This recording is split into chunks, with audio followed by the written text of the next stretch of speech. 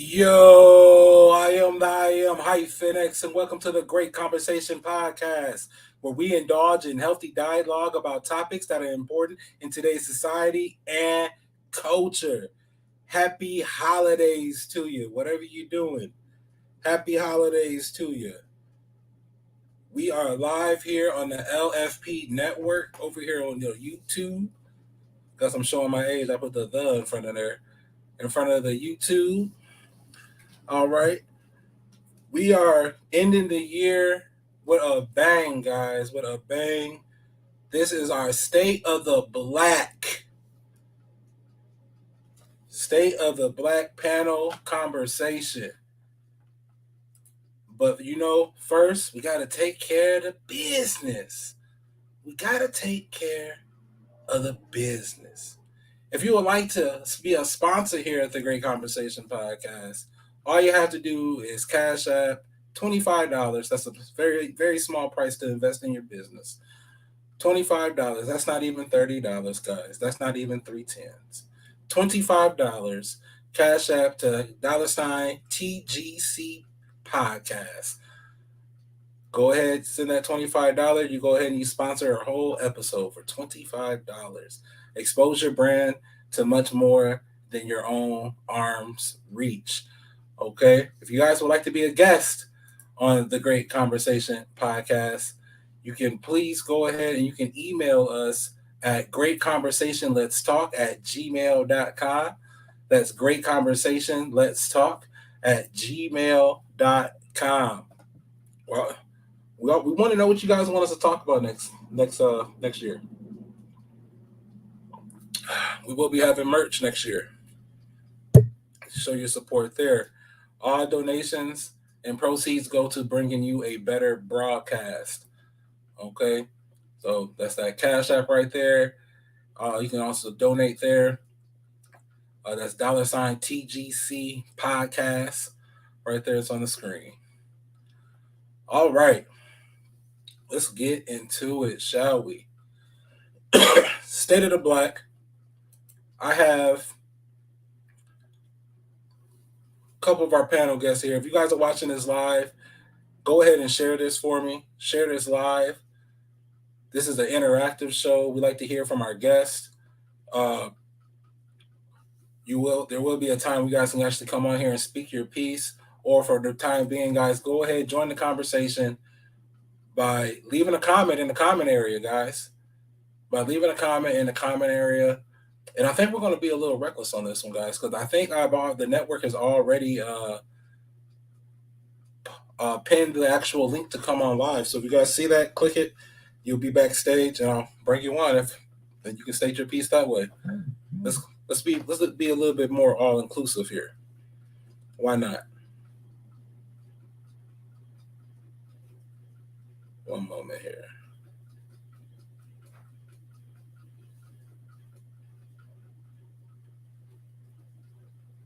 It's live, y'all. Talking to one of our panelists here. Give me one moment, everybody.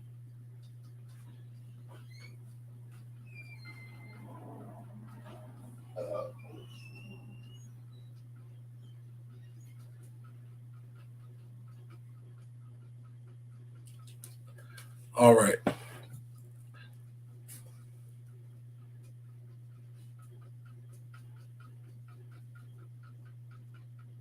All right, so the first panelist I'm going to go ahead and bring on, guys, is going to be founder of Kiefer's Entrepreneurial Academy, Sister Kashonda. I'm going to go ahead and bring her on. Sister Kashonda, thank you for joining the conversation. How are you? I'm doing well. Thank you for having me. Oh, thank you so much. Go ahead and let the people know a little bit about you, your background, who you are, what you do. Suzuki Shonda, as Brother Dinesh said, I'm a co-founder of Kiefer's Entrepreneurial Academy. It's the only Black-owned private school here in the Rockford area, recognized by Illinois State Board of Education. So our school focuses on entrepreneurship. So all of our students, they don't really understand what the word job is. So they go into learning about becoming entrepreneurs. So they have to start a small business in school. as young as kindergarten all the way through 12th grade. And all of our students also have to become a published author. And so their first endeavor as entrepreneurs is learning to sell themselves. So they write a book about whatever it is that they want: rainbows, unicorns, butterflies. And they learn how to sell that book and market that book, so that they can make money from it. And so, again, I'm the co founder of the Kika First Entrepreneurial Academy. That's my passion. That's my baby. Wife, mother, community member. That's me. Boom. Y'all hear that? Y'all see so many hats giving back to the community. We thank you for your service. We say this to the men and women that serve the country that we don't know indirectly, but here is someone who's serving the community directly, and we want to say thank you for your service. Thank you. Also, our next panelist that we have coming on is the host of Mad Monday Mayhem podcast, DJ Tony No. I'm gonna go ahead and bring him on. What's good? What's up, bro? How you feeling? Man, feel great. How are you? I'm awesome, man. Go ahead, let the people know who you are, what you do. All right. I'm DJ Tony Noel. Yes, the founder of Mad Mondays Mayhem podcast. Basically, I'm a mental health advocate for the Black community. I DJ, fix computers. I'm a tech guy, work in IT, mentor the youth in sports and technology. Basically, what I do, all here on the south side of Chicago. So, just trying to bring awareness to the mental health in the Black community. I don't find it a coincidence that you are an IT guy and you're also about mental health. I don't find that coincidental at all. All right, so what we're going to jump into, guys, we're talking about the state of Black. Okay, the state of Black. So you got the State of the Union. I think one year I did a State of the Black right here in the Rockford area. But I want to kind of look at us at a broader view. You know what I'm saying? Can we multiply what we're saying in our own communities and let's apply it to nationwide? Okay, that's what I want us to try to do here today. All right, so let's see here. Guys, remember this is interactive, so guys, please feel free to join the conversation by leaving a comment, or you can actually click on the actual StreamYard link there that's been pinned by the LFP network, and you guys can come on live and discuss with us. Now, I want to turn to our panelist here, and we're gonna go ahead and chop into it. I would like to know from, and whoever wants to take it, no particular order, what are three areas that you have seen Blacks improve in over the past 3 years? Whoever wants to take that, go ahead. Go Okay. ahead, Brett. Okay. I'll say since the pandemic, I've seen more black owned businesses flourish. I've seen a lot more people become entrepreneurs. I see a lot more investments being done in the Black community. Not to the level I want to see it at, but that's one area. Also, I've seen a lot of Black people expose the injustices that's going on here in America. I see a lot of people come together and protest and shed light on, the injustices done with police amongst the Black community. I see people come together and make awareness to the unfair injustice system. And I'm also noticing that people are starting to take mental health seriously now. Like people are, I mean, I don't want to say it's a fad, but I think people are starting to shed light on mental health in the Black community. It's better than before. Yeah, it's not so much of a taboo subject. I think it's because us, the millennials, are in the forefront of that. We were the first to admit it, and then our children, you know what I'm saying, like they're engulfed in it. You know what I'm saying? Like they're really Yeah, engulfed in it. So if I want to make sure I'm hearing you correctly. So you're saying that in the past 3 years, you've seen the improvement in entrepreneurs being Blacks being entrepreneurs. You also said mental health awareness, Yep. and what was the other thing? The injustices. Bringing Yes, awareness. standing, bringing awareness to social And injustice. standing up to injustices. Okay, all right, Sister Kishonda. Um, I've seen us improve our spending power. So I don't know the exact number, but it's somewhere in the billions or trillions of dollars. So as a people, um, we have a we have a lot of wealth in our community, if you will, or in our households.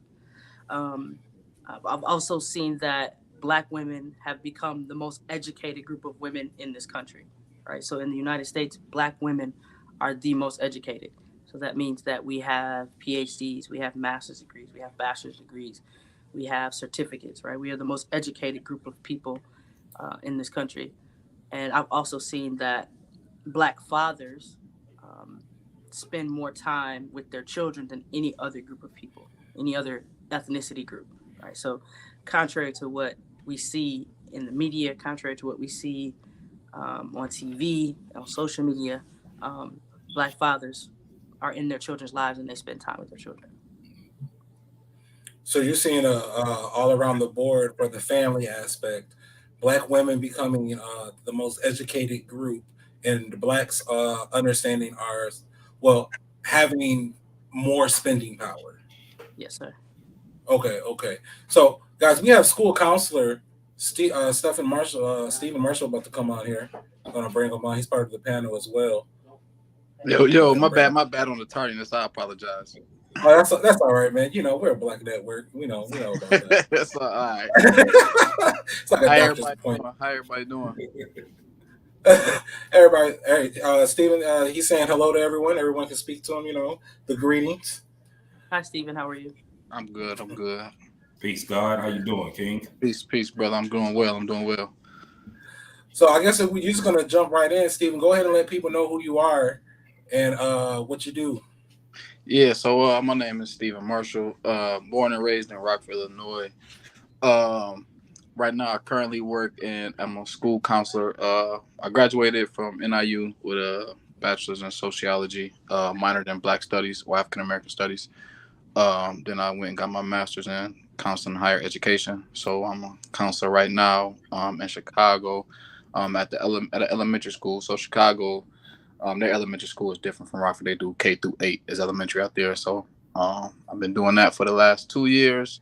Um, Before I did that, when I was getting my master's, I was a social worker here in Rockford. So I kind of been outside as far as the social justice community, just trying to advocate for our Black youth and what we need. What kind of keeping mental health at the forefront. I feel like that's kind of the one main constant that's at the bottom of, or at the, I guess, the middle of a lot of issues that go on. It's just like, check-ins, how we doing mentally, and putting that at the forefront. So yeah, that's kind of me in a nutshell. Well, I appreciate you. Thank you for coming on and joining the conversation. Our other panelists has come through the back. I'm going to ask you and Mike at the same time here.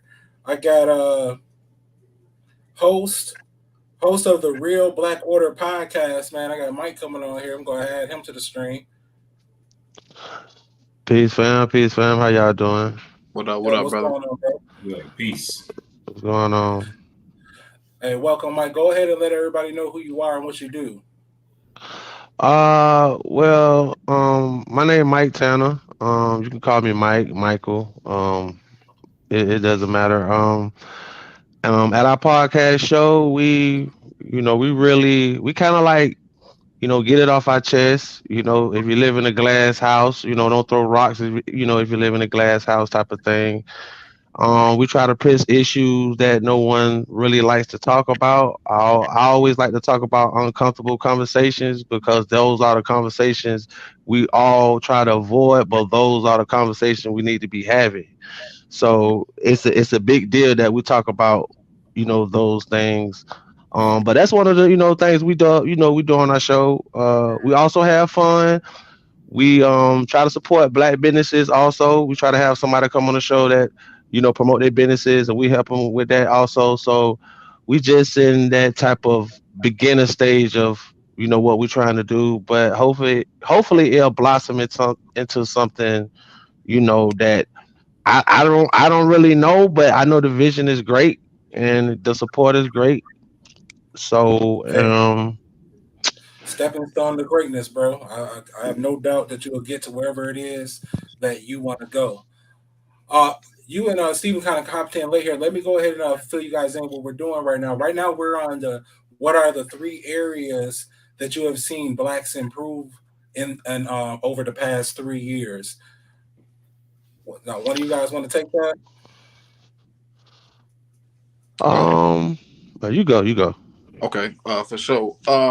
So three areas that blacks have improved in the last 3 years. I mean, I think education is one.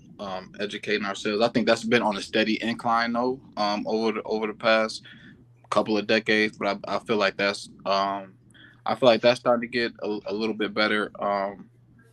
I think we're becoming more business savvy, and a lot of these things is just like improving. So it's not to say like we at like the peak or where we feel like we want to be. Obviously, we even like in our community, we want more black businesses. We would want more people to be to gain education and things like that. But I feel like it's improving. So like I would say education, businesses, and then I think just the overall knowledge when it comes to just our culture and who we are. I think it. I don't know. I don't want to say it shouldn't have took that because I don't want to veer the conversation. But I think just kind of being stuck in the house during the pandemic and the George Floyd situation and the Black Lives Matter, not the organization, but just the movement, kind of woke a lot of people up to some things All right. that injustices that weren't to some injustices that were going on. I think we finally get to the point that we're able to look past just like overt racism. So like a Karen or a white cop killing a unarmed black. Like obviously those are instances of racism, but like we able to look at certain laws and policies and see how those things are the true, what I'm saying, the true precipice of certain of racism and how racism is staying alive through policies and laws and things of that nature. So I think we're getting smarter in that as well. So those would be the three areas that I say we improving in. So, Steve, I want to make sure. So, I heard economics, social injustice, and what else? What was the third one? Just Yeah. overall knowledge. But the first one it was education, not economics. Education. Education, right? Yeah, Okay, education. The education. third one Okay. is just like an overall. I guess I would just the overall knowledge of ourselves, our history.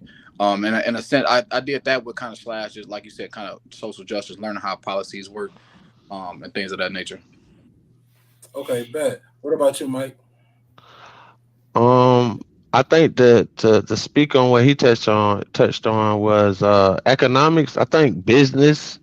You've seen a lot of black people having the courage to actually pursue their dreams and things they wanted to actually do. I think that was a big thing. So I think a lot of it had something to do with economics and business. I think during the pandemic, like he was speaking, he's seen a lot of, black people just start to, take a chance on stuff. They was trying different things. So it was a blessing in disguise, kind of almost, not to a default, but I think that was one of the things that stuck out to me. Another thing, like he spoke on education.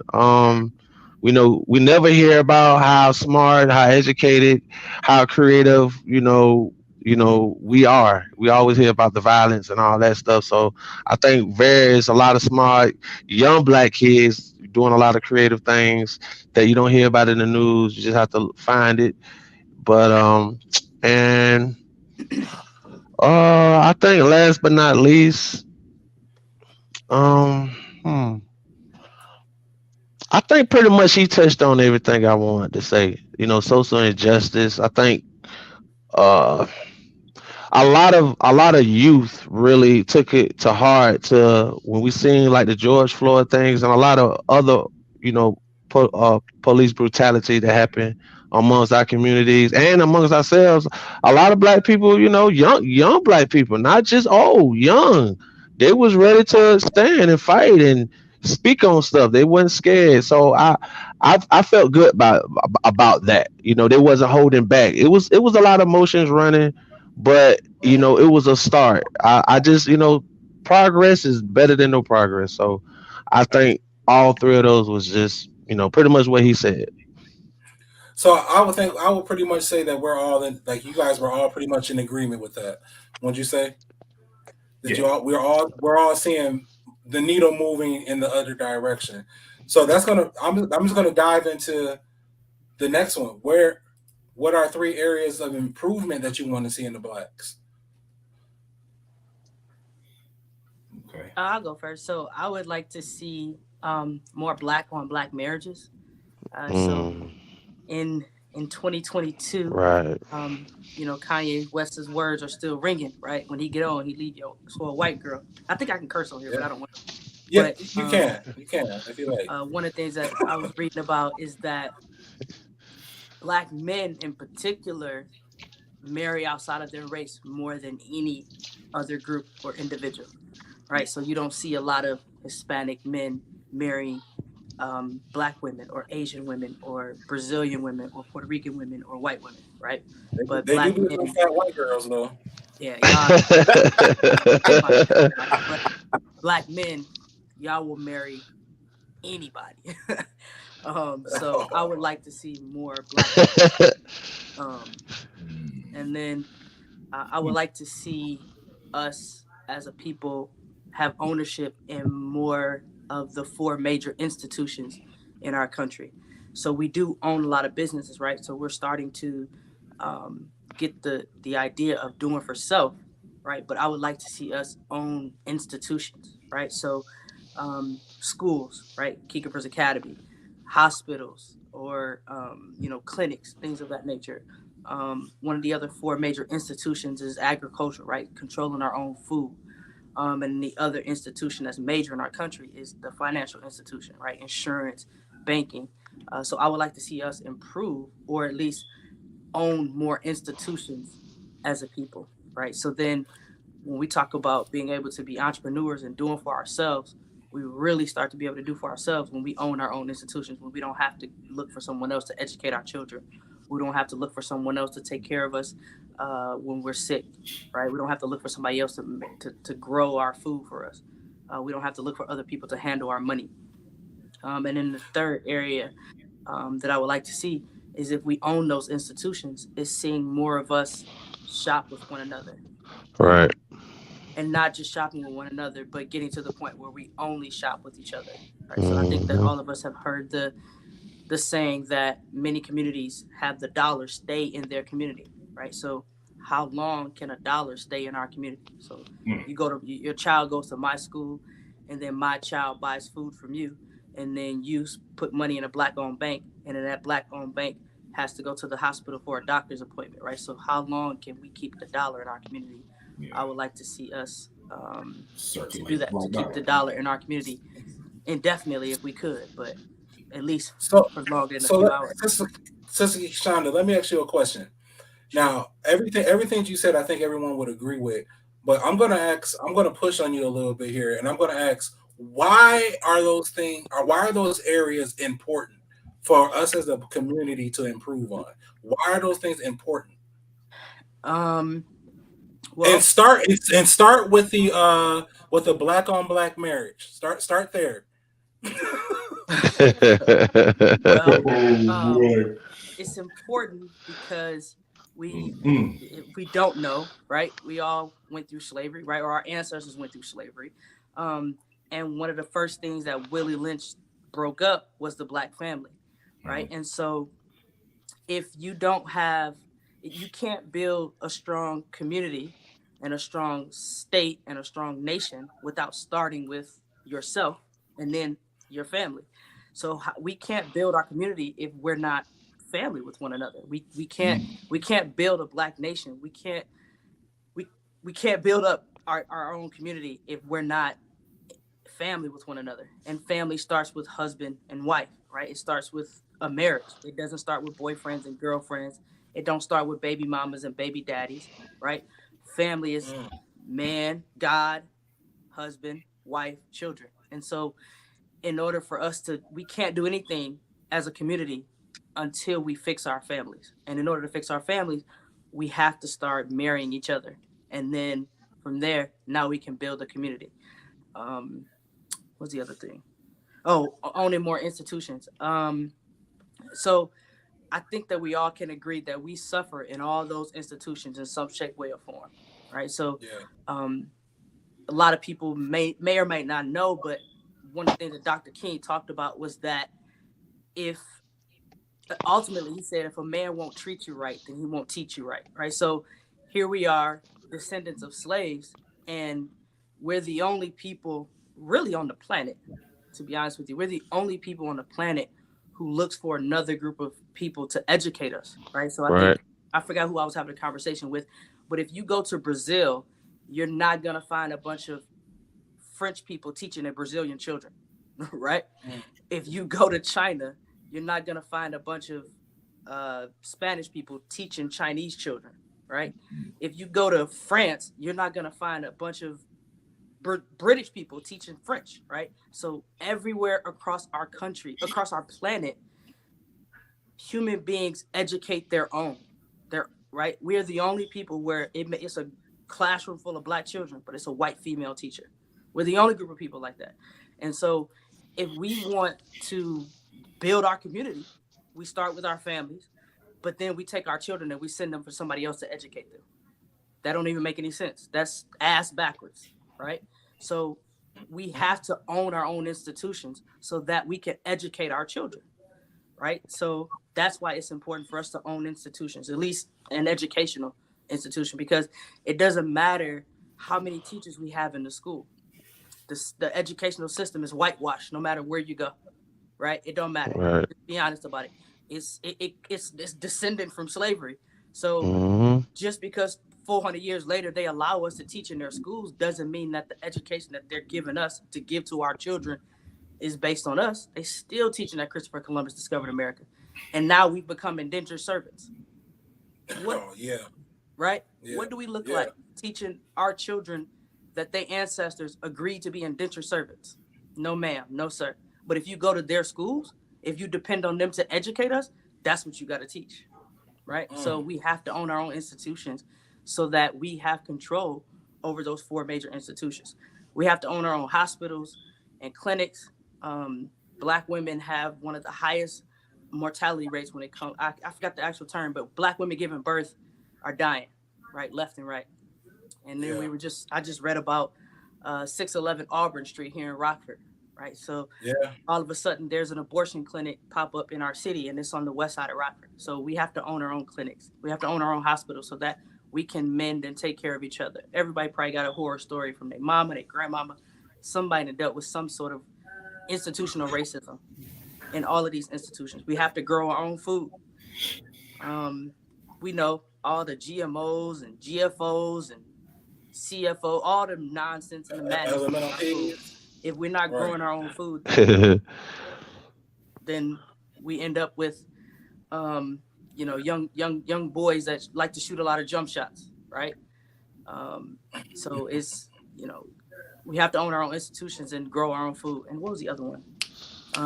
Banking. We have to control our own Yeah, finances, spend the money. right? Yeah.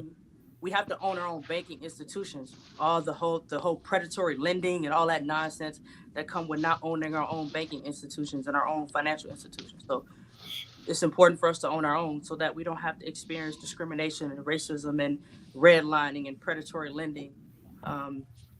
I in order for me to, I can get a $50,000 car loan, but I can't get a $50,000 loan for a business.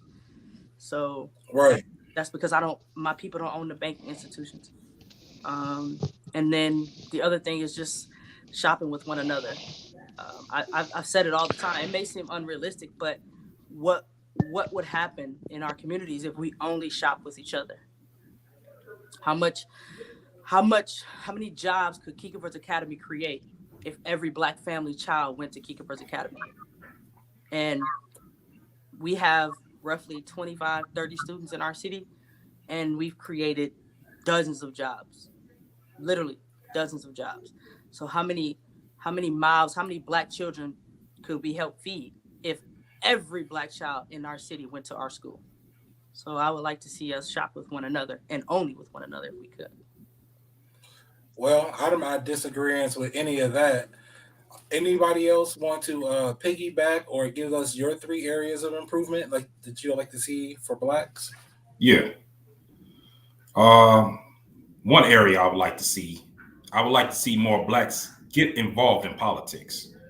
Like, and when I mean politics, I mean like at the local level, like your aldermans, your judges, because that's what's matter. That's what's gonna get stuff done in your town, your city. So we need to focus on because I noticed, working the election polls, that a lot of people just skip the judges part. They don't even vote. They just, well, I don't know any of them. So, and that's, to me, that's important in an election. That's the one who you're going to face and try. Like when you Right. facing the, we need more black judges on here. Right. Yeah, I'm like, these the ones that's going to hand you your sentences. So that's Well, important. We need to focus on that. Also, I would say we need to focus on co-parenting. Like, I noticed that, and what I mean by that is that I noticed that a lot of people, have kids out of wedlock in our community. We have it bad, and that's fine. But you got to still co-parent because the child support, custody battles, and I've noticed there's a lot of friction when it comes to black women and black men when it comes to custody battles over children and everything. That is like it's break like she mentioned before. It's breaking up the black families. It's setting bad examples for the youth. Now these women growing up like, well, I don't need a man. I could just have a baby. I don't need a husband. I could have a kid, raise it on my own. Boom. And it's like a domino effect. Like, okay, bam, bam, bam. Generational curses here. Okay. And then also, like she mentioned before, we do need an economic development plan. We need to have our own institutions or our financial institutions at that.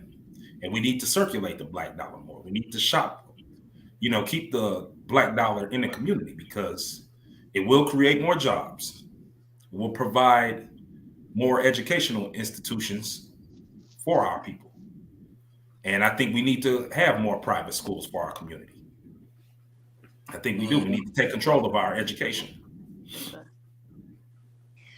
most definitely. Anybody Right. got I anything agree. to say? Jump in. I was gonna say for sure. I mean, obviously, I'm in agreement with everything that the two people before me said. And two, I want to say too. I just want to make it clear.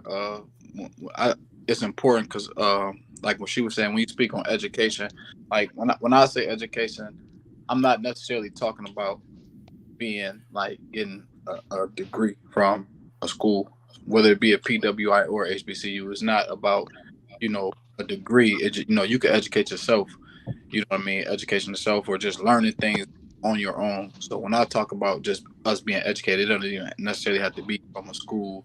Because like you said, a lot of that is whitewashed anyway, and you just kind of regurgitating information that they're giving you.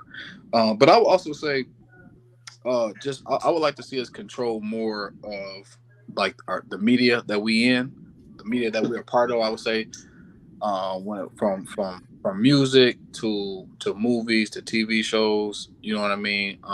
It's just kind of crazy when you listen to certain songs. How at the end of the day, you know what I mean, whites or Jews or whoever on DC, we already had that conversation. But whatever, it's not us Right. that's profiting the most off of what I mean, our trauma. I mean, I don't know what 300 slave movies in deep, you know what I mean? But if we know our history is way more than just, you know what I mean, the transatlantic trade slave. But it seems like uh, the other stuff that we want to do that'll highlight our strengths or that'll even empower us doesn't get funded.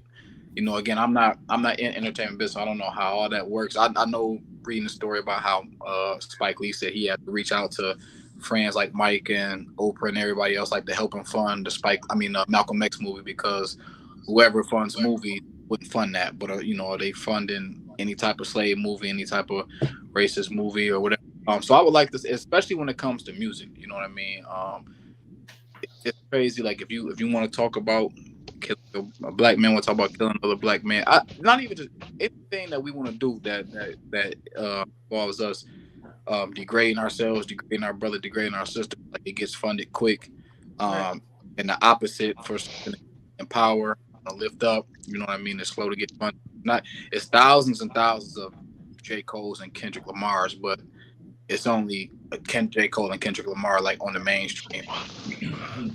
Thousands of Lil Durk and everything like that that's on the mainstream that they'll get funded. Like you know what I'm saying? You talk about killing somebody and smoking your ops and all that stuff. Like you can get a record deal quick. Hmm. You know what I'm saying?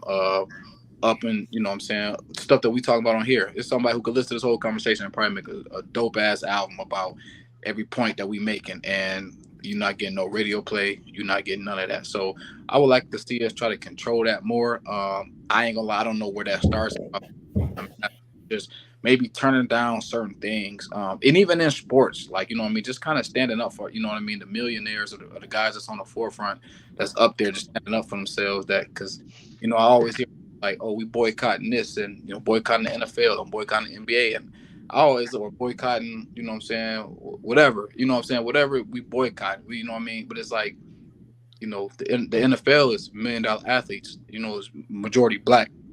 So like y'all want us to stop watching, but they going out there every day to continue to get their paycheck. So then who's being affected?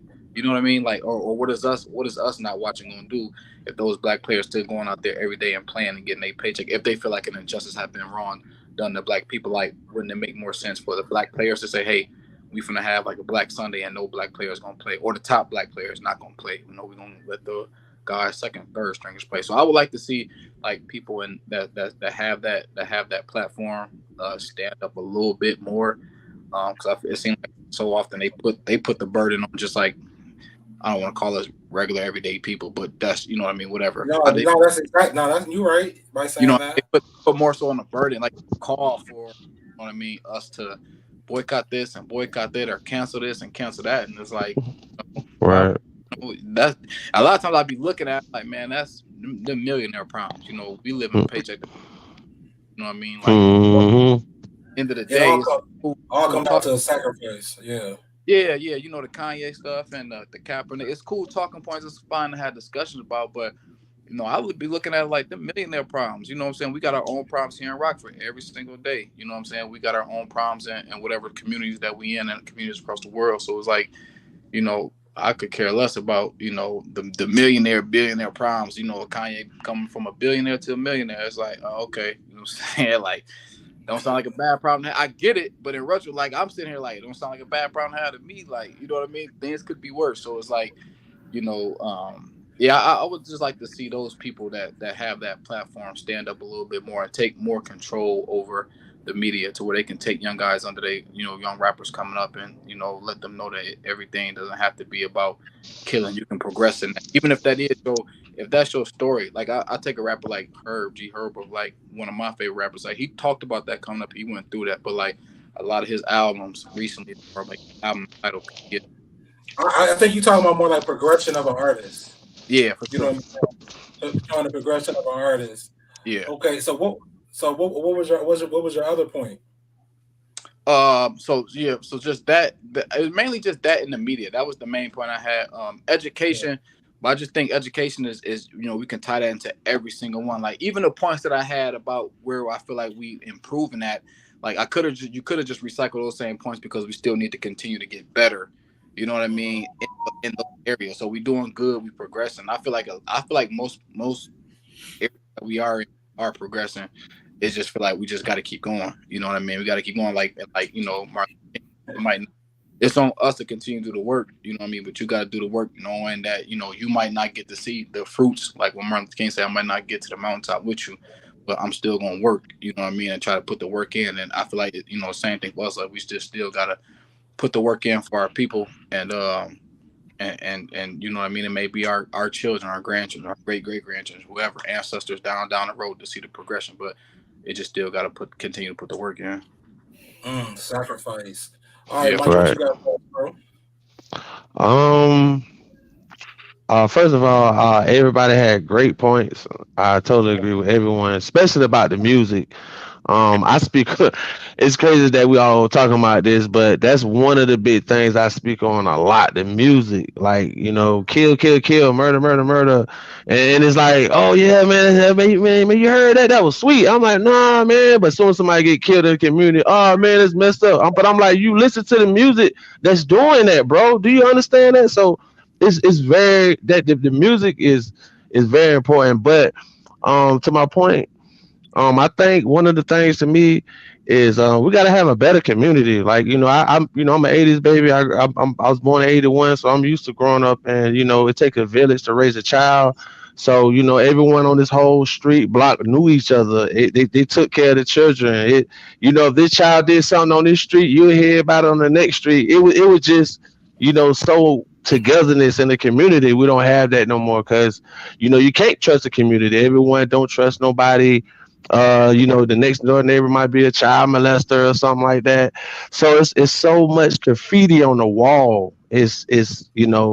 And I think that uh the community not tight no more. We don't trust each other. We don't trust the police.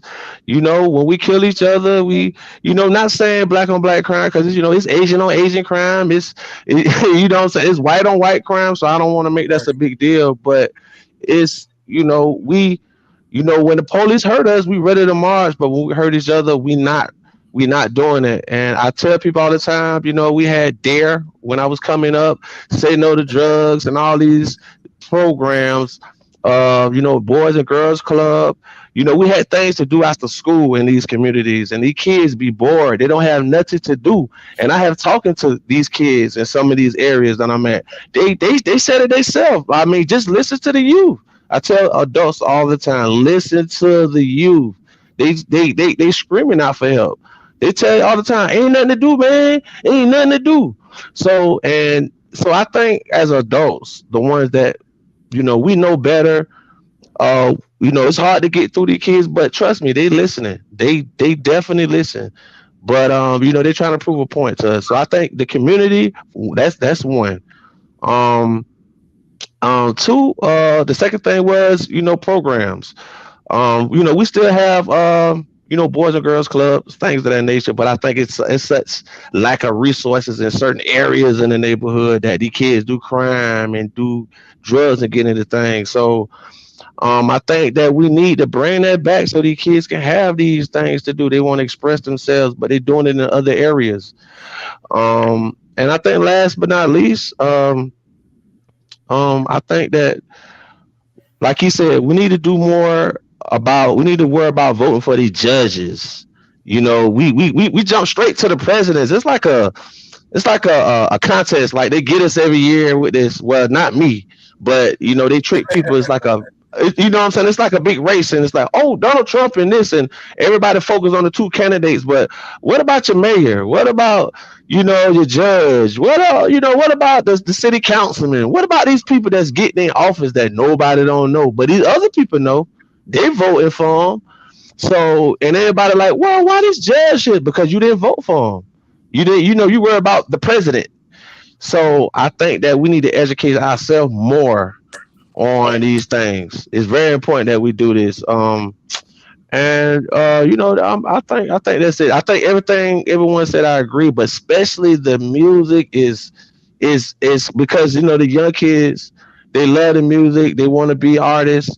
The music is a very big influence. Rap music is the biggest genre in the world. Everyone is a rapper. You're Brazil. They got people in Brazilian rappers. They got people and I just seen some dudes in Alaska. They rapping. They got hoods up there. I'm like, whoa, what's going on? Yeah, they got a So, real hood out there. I've seen that. so everybody's a rapper, and it's okay. You want to express yourself with music. I just think that I came from the conscious rap. I came from the Commons, the Black Thoughts, the Tribe Called Quest.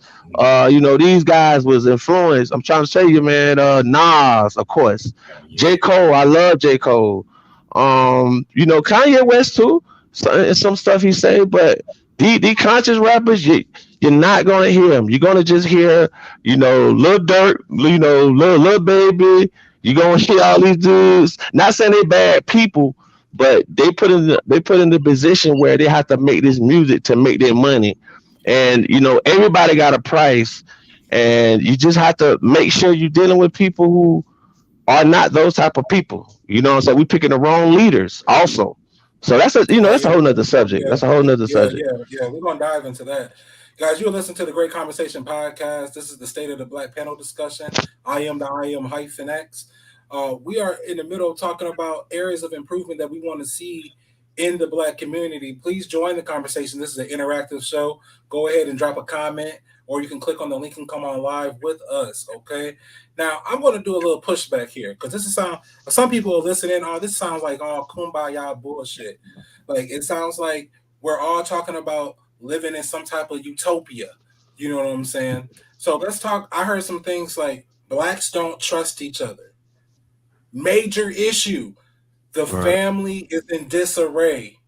You know what I'm saying? And we're blaming, I don't want to say blame, but we are focusing on the institutions. You know what I'm saying? Like they are, funding this, opposed to saying that we are allowing our children to listen to. You know, let's talk about the family because that is the nucleus for all change, right? All change has to start at home. Everything starts at the house. What are some areas of improvement that we can do as parents for our children? Mm, Anybody? well, I go first. I think um, just speaking from experience, I think you have to really get a real connection with your kids, trust with your kids. I think like I said, I'm an '80s baby. Our parents they come from a different time where they didn't really connect with their children. You just hey, listen to me. You're under my roof. Blah blah blah. Children go in there, adults over here. And I think that a lot of times in families we keep a lot of secret from our kids, and then when people die kids don't know what's going on, but then some other people that's taking advantage of what's these parents love. The kids don't know, so I think parents need to be more open with their children. And I'm gonna give you a prime example. Prime example of this. My son, 18 years old. Um, he came to me a couple of days ago, and he was like, "Dad, I got to tell you something. I got to talk to you about something." I said, "All right, cool. Let's talk." And he was like, "Hey, he's like, my friend told me if I tell you this, you gonna kick my butt. But this will help build our relationship because but first he had opened up to me about sex. So that what led up to this other talk that he wanted to talk to me about. And he was like, Dad, I ain't gonna lie, Daddy. He said, Daddy, I wanna smoke. That what he told me. He said, Daddy, I'm curious to smoke weed. Now, first of all, don't no teenager don't even come to their parents to talk to them about stuff like because I wasn't open to talk to my mother or anybody in my family about I want to smoke, I want to do stuff. So for one, it was a step of a relationship, a bond. You know what I'm saying? And we had our talks about smoking weed and stuff like that. You know what I'm saying? He going on 19, but I love the fact that he came to me first. He didn't go to nobody in the street. He didn't go to another man. He came to his father. And that meant a lot to me. A lot of kids don't do that. They'll go to somebody else. So I was happy that he came to me and opened up to me about something that he was afraid to speak on. But I just think that most parents listen to your children. Like a lot of people, they don't listen. They just go in there. I don't want to hear that. I got my problems. I got these bills. Blah blah blah. And not saying that's not nothing to talk about. That's serious too. But I think a lot of young parents at that parents, kids taking care of kids, young grandmothers, you have to listen to these children because they express themselves in a different way. This is not a generation. This is not the 90s or the 2000s or nothing like that. These kids are different. They may express themselves different, but they still need attention. They don't know how to ask for it in some ways. Um, but I think listening, paying attention, if you have to be nosy with your kids, but leave that door always open for your children to come to you. Because one thing I learned, I seen a lot of my friends, they didn't turn to their parents. They turned to the drug dealer. They turned to the user. And their parents didn't know what they was doing because their parents shut them out. They didn't want to talk to their mother about their problems or their father. So I think that you have to build that bond and that relation, that trust with your children. Like that is the big thing today. It always been big, but I think that if you're born in the '80s, we have the Yeah. advantage because we seen both sides. We seen the old school and we seen this new school. So we got the advantage of raising our kids. You know what I'm saying, and teach them all the things they need to teach. But at the end of the day, you can't be a man for them. You can't be a woman for them. They gotta walk their own journey. But at the end of the day, we could just guide them with the things we know. And you know, it's a journey, but I think last point, I think that just my experience on being a parent now. I'm 41 years old. I have 7 kids. You know what I'm saying? I got 3 boys, 4 girls. Like, trust me, Oh, yeah, yeah, I'm congratulations. busy. I'm busy. But you know what I'm saying? And it's by a black woman. It's not by no other race. It's Oh by a man, we black thank you for your woman. I just like to we make thank that you for your point. service. We thank you for your service. Oh shit. But yeah, that's just it. Just listening to your kids and building that trust with them. And like I said, don't be so hard on them because they're going to make a mistake. Because I think our parents were real hard on us, like real hard. But allow them to make the mistake and learn from it. And that's it. Because being a parent is hard, but you don't have to be perfect. But to I each his think own. par- To how you feel about that. I think that we kind of look at parents and we forget that parents are also people and they lash out too. I know that a lot of lashing out that my parents and my grandparents did with me was when they couldn't answer the question that I asked. You know what I'm saying? Hmm. You know what I'm saying? That's like, boy, get out my face. Like, stop. You Mm. trying to be grown. You're trying to be smart. I'm Hmm. like, what? I'm trying to be smart. Like, what you want me to be dumb? Slap in the mouth. You know what I'm saying? Right. Like, Oh. like the frustration comes from not being able to answer a question because I believe that each generation wants something different for the following generation and where they were lacking. You know what I'm saying? So like my grandfather, third grade education, so he pushed education onto his kids. Hard work, what he knew, and his desire for a higher education. And then after that, his kids, which would be my mom's lineage, they were all about, you know what I'm saying, working hard, get a good education, start a business. You know what I'm saying? That's what they were doing. Now you come to me. My thing is all those things, but tell me how you feel. You know what I'm saying? Like what's going Mm. on with you? Because that was lacking over on my end. Which brings me to my next question here. What do you believe stops different generations of blacks from working together? Anybody? I mean, I feel like it was obviously starting with. I mean, I'm a '80s baby too, but a late '80s baby. I was born in '88, so I'm probably closer to '90s. But still, just educate myself.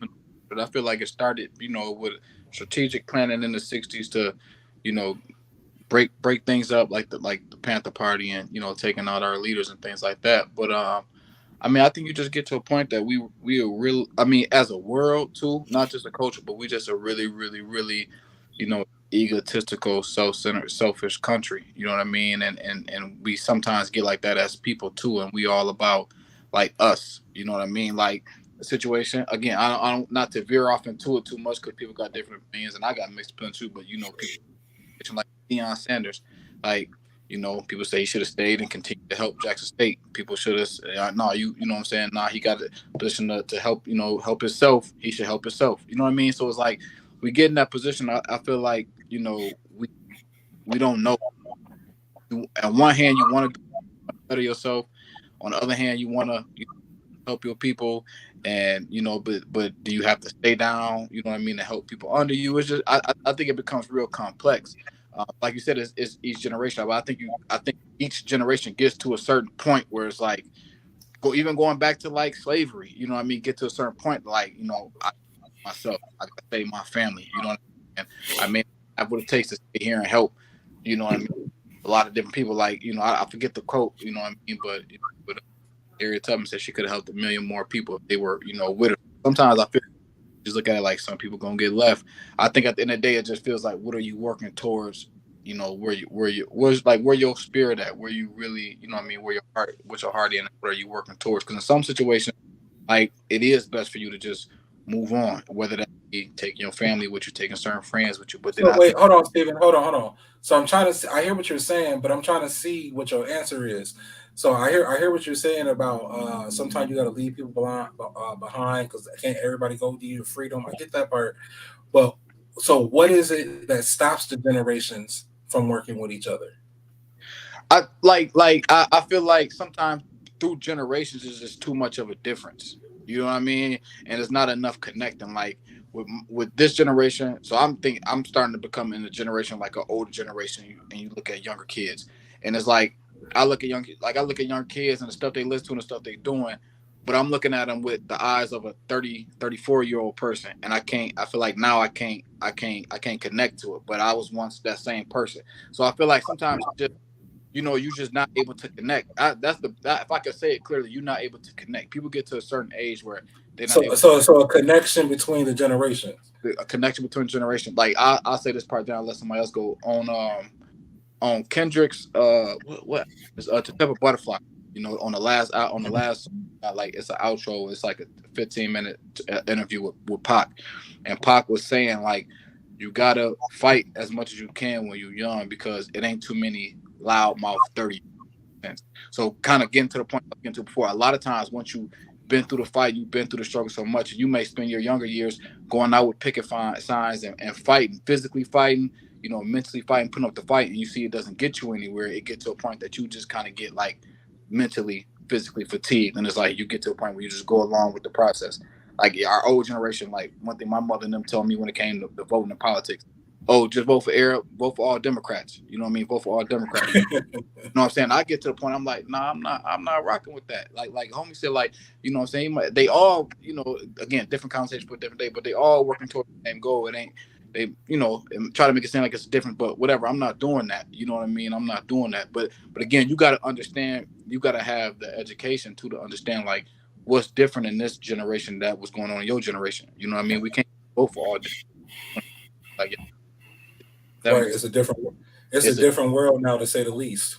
correct. Are you educating yourself on things that's different now? You know what I mean? So it's like a quick analogy. Like if you a sports fan, you can't be teaching, and you're a trainer, you can't be teaching these kids that's trying to make it to the league now the same moves that they was using to train Magic Johnson and Mike. Like it's different. You gotta. Are you still watching the NBA to update yourself to see how the game is different now than it was 20, 15 years ago? You know what I mean?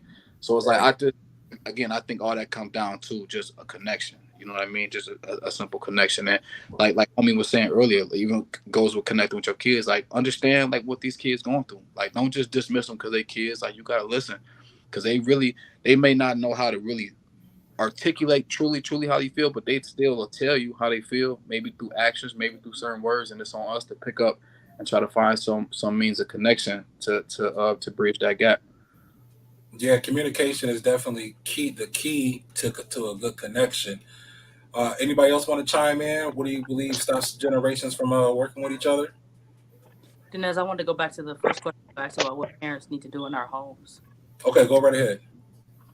I think that the ultimate solution is having black men in our home and black men in our community.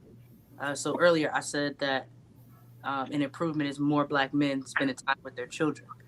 Um, but at the same time, an area that we also need to improve, like the brother said, is you can flip that, is having more black men in the home and helping to rear and raise their children. And so I think about how when you say somebody has daddy issues, right? The first thing you think of is a promiscuous woman, but we never think like, what issue do black men suffer from because their mama wasn't in their life? Nothing, right? But you can point to a ton of different ailments in our community because either a boy or a girl didn't have their father in their life, right? Man, So, right, that's like tough. like Yeah, we all love our mom. And my husband and yeah. I were just talking about it the other day. Is there's a statistic out there that talks about how single fathers' children turn out better than single mothers, right? Oh, So young black boys, they get to a certain age and right, they start smelling themselves and they start feeling themselves. And who's gonna check that? The only person who can check that is somebody who has just as much testosterone as them, somebody who is just as tall as them, who's just as big as them, whose voice is just as deep as theirs. Not to say that young black boys and they don't respect their mom, but it's a different dynamic when you don't have your father in your life than when you don't have your mom in your life, right? There's Sister just not Keyshawn, you don't see this the is old. gang. Some people will accuse you of saying that this is old school thinking. That is That's not working in It's, the modern it world. may be old school, but it's true. How so many promiscuous women do you know didn't grow up without a mom, but grew up with their father. So are you saying that? I just want to make sure I got you right because I didn't know if you were asking like the tone of what you're asking. So you saying if a young boy, well, we talking about blacks, so a young black boy grows up without a mother, you don't feel like he'll have issues that come from not having a mother in the home?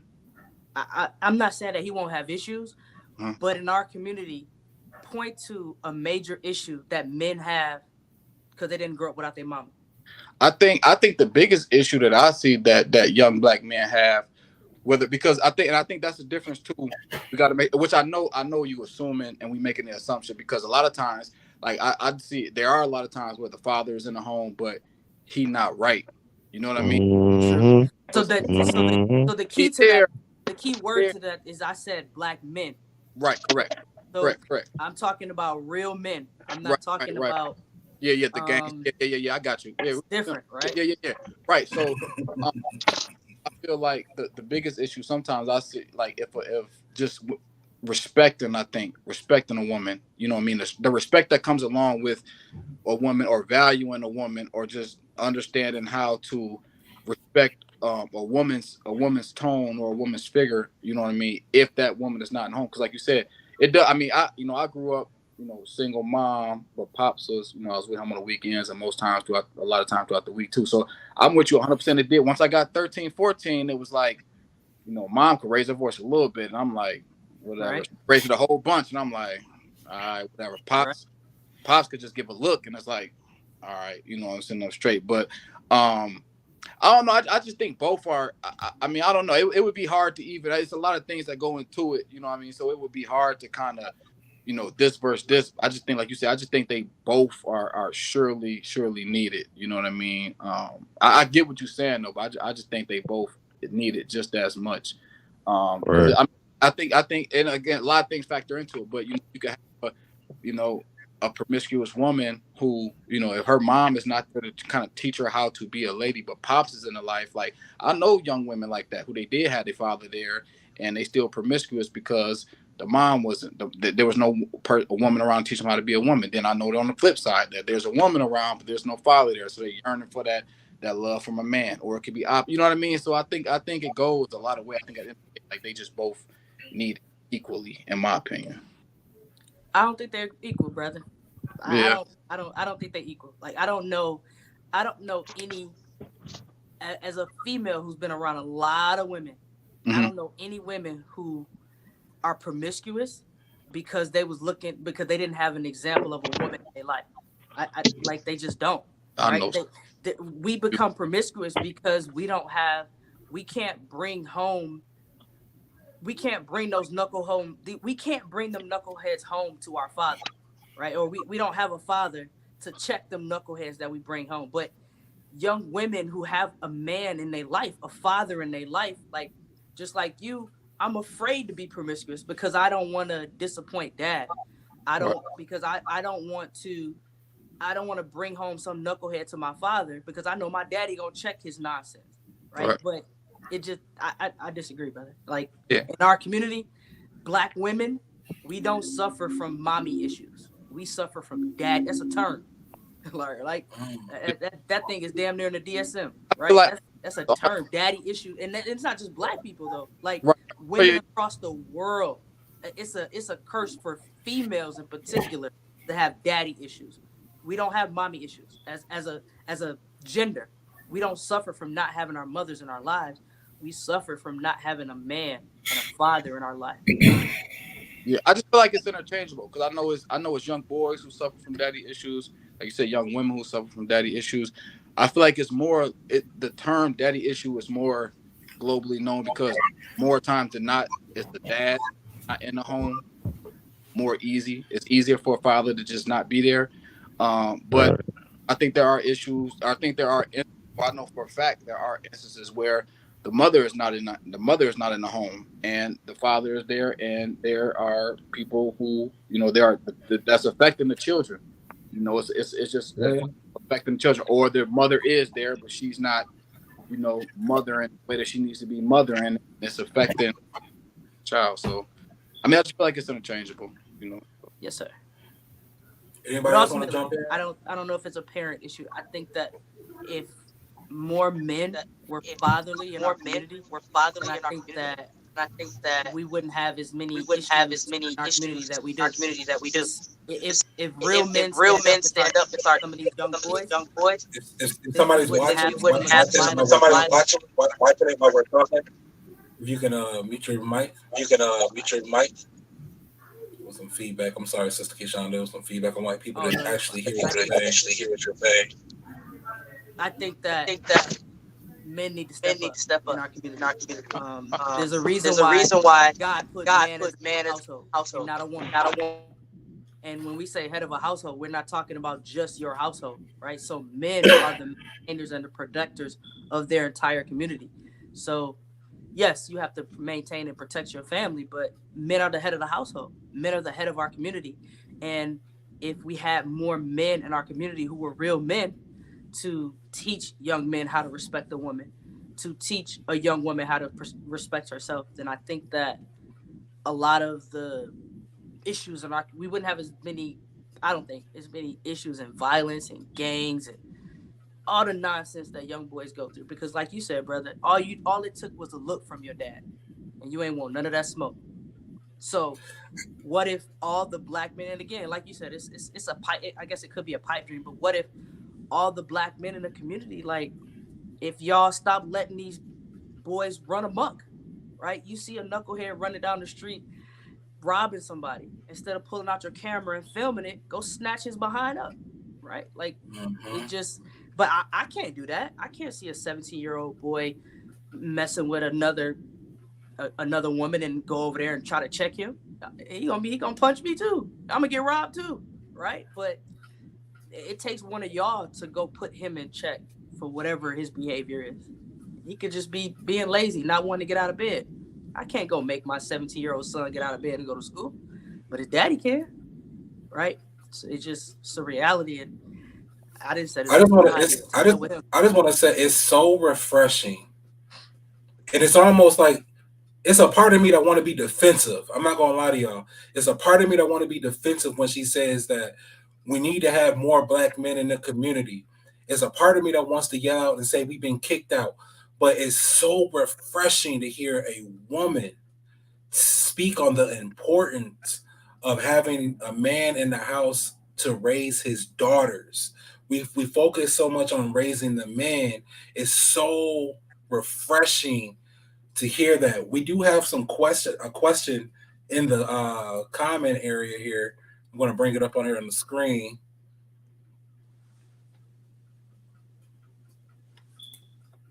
All right, there we go. We live here, man. There we go. Okay, can y'all see it? There we go. All right. This is from Joshua Patterson. He says, "Great combo. Question: Why is there a crisis in the black family? What is the root, and how can we begin to address the root?" You I guys don't can want come in. I don't want to dominate the conversation, but I feel like I am. But nonetheless, All right, go ahead. I think that black fathers being in the household is important. But to answer his question about the crisis in the black family, I think that as women, I think that we have um, more control over that. Um, as far as why is there a crisis in the black family? And again, me and my husband have had this conversation back and forth, and he tells me, it's a pipe dream; it'll never happen.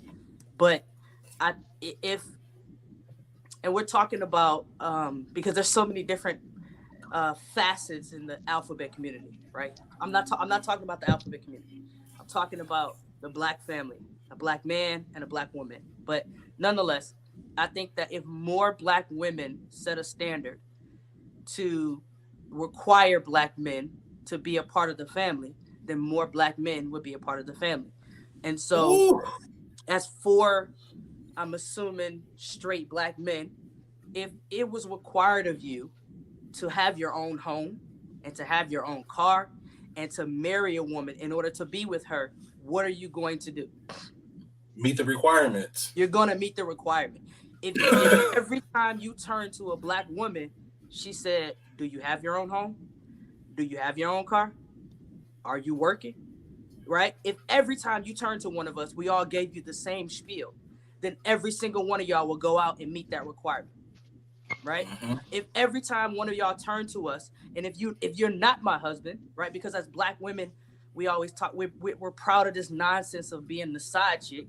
But what happens if all the side chicks turn to all the knuckleheads out there who messing around on their wives and said, "You do have a job, you do have your own home, but I'm not your woman. So go get that from whoever your wife is," right? If every one of us decided to close up shop and set a standard, then we would have. So when I talk about having more black families, women control that. Because of again, if we close up shop and set a standard, 10 out of 10 of y'all gonna meet the standard, Man, right? this I, sister Kashonda, y'all, and now, she these straight shots. This real. I love that. We always say that the black woman is the backbone of our society, and I love the way that you're saying, well, if we're the backbone of the society, then this is our responsibility, It is. the stablement of the family. We Now, gotta close somebody up else was shop. going to say We something. gotta stop letting y'all Go run ahead. through us. Just be honest about it. We gotta stop. We got to. Right. Because as long as we allow y'all to do it, what y'all we're gonna gonna do? do it. Y'all gonna We're run going to through as do many it. of us as y'all want to. Y'all gonna have It's as like many No, side. but Y'all gonna have as many women. I just want to say that what I agree with within what you're saying. I'm just saying like it's a lot of strong black women out there. There's a lot of strong black men out there, and you're right. It's the woman is the core, but at the end of the day, like most of all these people that we speak of, a lot of black people, we need therapy. Like I think that it's like I always say, people's like, well, why black people don't come together, black families? I think a lot of times individually, it's a lot of stuff that people need to be, Facts. step right, because it's hard. And these ain't bad people. These are Right. great people. They just make bad choices, and it's okay. But it's a lot of dysfunctional families. There's a lot of fundamental differences. It's a lot of and one thing I can say, Jay-Z had this line on this album. He said that what do you say? He say everybody lose when the family feud. Mm, Everybody lose. You know what I'm saying? So it doesn't matter if the woman right, is the man right, if the children right. We all lose. No one wins. So it means that I'm one of these people to where I'll sacrifice. I don't care how we win the game. I don't care how we get this family together. Let's just get it together, because it's too much. I'm right, you wrong, you right. It's too much of that. I don't care who right or wrong. I just want to win. I just wanted to be together. So it takes a lot of sacrifice. It takes a lot of that time. Time is like money to me. You can't waste it, not a second of it. And it has to take patience, time, patience, sacrifice, dedication. It's a lot you could throw in there, so much you could throw in there. But I'm not saying this to not disagree with you. I totally agree with you. But it's not a lot of women out there like you that think like that. It's not a lot. It's a small margin of those women that's out here, and it's probably a small margin of those men out here. But um, it's just one of those things where you have to just see how things play out, because every day is a different day, and people are always evolving and growing. And you know what Lauren Hill said: if nothing else, if it's not growing, it's dead. So you have to make sure the partner that you with is on board. You have to have these talks. I think it's just how we was raised, man. Yeah, it's how we seen things. Like, people that make fights and don't even say sorry no more. People just walk past each other. Just hopefully everybody start talking again. It's just so much stuff that be going on that I wish that black people as us start doing. And I ain't trying to bring up another issue, but one of the topics that's gonna be on my show that's coming up, that black men need to start telling other black men they love them. I think without feeling like some type of homo way. I think this is the most ridiculous thing men do, because when he die or passes away, oh, I love him. That's my dog. He was alive yesterday. You didn't tell him that. You right. didn't tell him that. I'm not gonna wait till you die, bro. I love you, bro. I love, no matter how you say it, bro, cuz whatever. I love you and mean it sincerely, not just saying it because it's cool. And I think more black men need to start expressing how they feel about each other. because we don't know how to do it. It's kind of like, you know what I'm saying? It's like Yeah, some men do, but I women, they feel do it all the time. Men, oh man, we don't. We don't. So I think that's something that we got to work on as black men. We got to start, you know what I'm saying, expressing ourselves without trying to be all macho, showing our masculinity and all that. You ain't got to do all that, man. So, but we can learn a lot from women. You know what I'm saying? That's all. That's my point of what she was saying. We can learn a lot from them also. anybody else want to jump in on that on this question? What I is was the going to correct? do just a quick point that we can move on. I think too a lot of the just going back to Josh's question. I think a lot of crisis is just a lot of I know some people don't like to go back this far, but I think a lot of it is just still carryover and fall over from slavery. You know what I mean? From slavery, and from slavery you get epigenetic trauma and just that you got that household of that man and that woman and that slave master can come in and take your woman and have his way with her and return her back to you and if she had a child, what I mean, it's a lot that comes with that. What I mean, you, in a sense, as a man, what I mean, you probably mad at her for her letting it happen, but what could she do as a woman? She probably mad at you too for you letting it happen. But it's like, what I mean, that love, there's just no way that can never be the same, in my opinion. What I mean, after you go through stuff like that, and then you have, what I mean, you have children that's raised in that household, and then we only what 7, 8 generation removed from that. Then again you move on to laws and policies of the 60s of welfare and then wanting the men outside of the house and everything that comes with that. What I mean, so I think that has a lot to do with it. But I think just a lot of that in conjunction with everybody else that I think that has a lot to do though too with the actual crisis. If we saying that there is a crisis inside the black home, I think that it could be traced back to that as well. that PTSD, that post traumatic slave disorder. Absolutely, We absolutely. all got that. One of my favorite books. It is Mm. definitely real. Let me ask this question. Let me ask this question real quick. Since we're talking about this, I want to see if we're all on the same level here. What is the biggest threat towards blacks today? What is the biggest threat? DJ Tony, you've been quiet for a minute, man. Hop in there, man. What's the biggest threat? You're on mute, brother DJ. Oh yeah, you're on mute, bro. You can get on mute yourself Okay. there. There you go. All right. Y'all hear me? Okay. Yep. I'll say one of the biggest threats is the injustices, the police brutality in our community. That's a big threat. And then, them handing out censuses, football, giving them football numbers versus, these school shooters or whatever. Mhm. The mass incarceration of blacks is a big threat. Yes, The sir. miseducation in our inner city is another threat. You have Mm. a teacher shortage. We have teachers that don't want to teach in the inner city. The lack of resources, lack of materials to educate our blacks, that's a big threat as well. Yeah, absolutely. I think. Oh, my bad, brother. Was you done? Were you done? Oh, I'm done. Go ahead. Yeah. I mean, I'm 100% agreeing with you. And those things have such ripple and domino effects. Like at this point, it's 2023.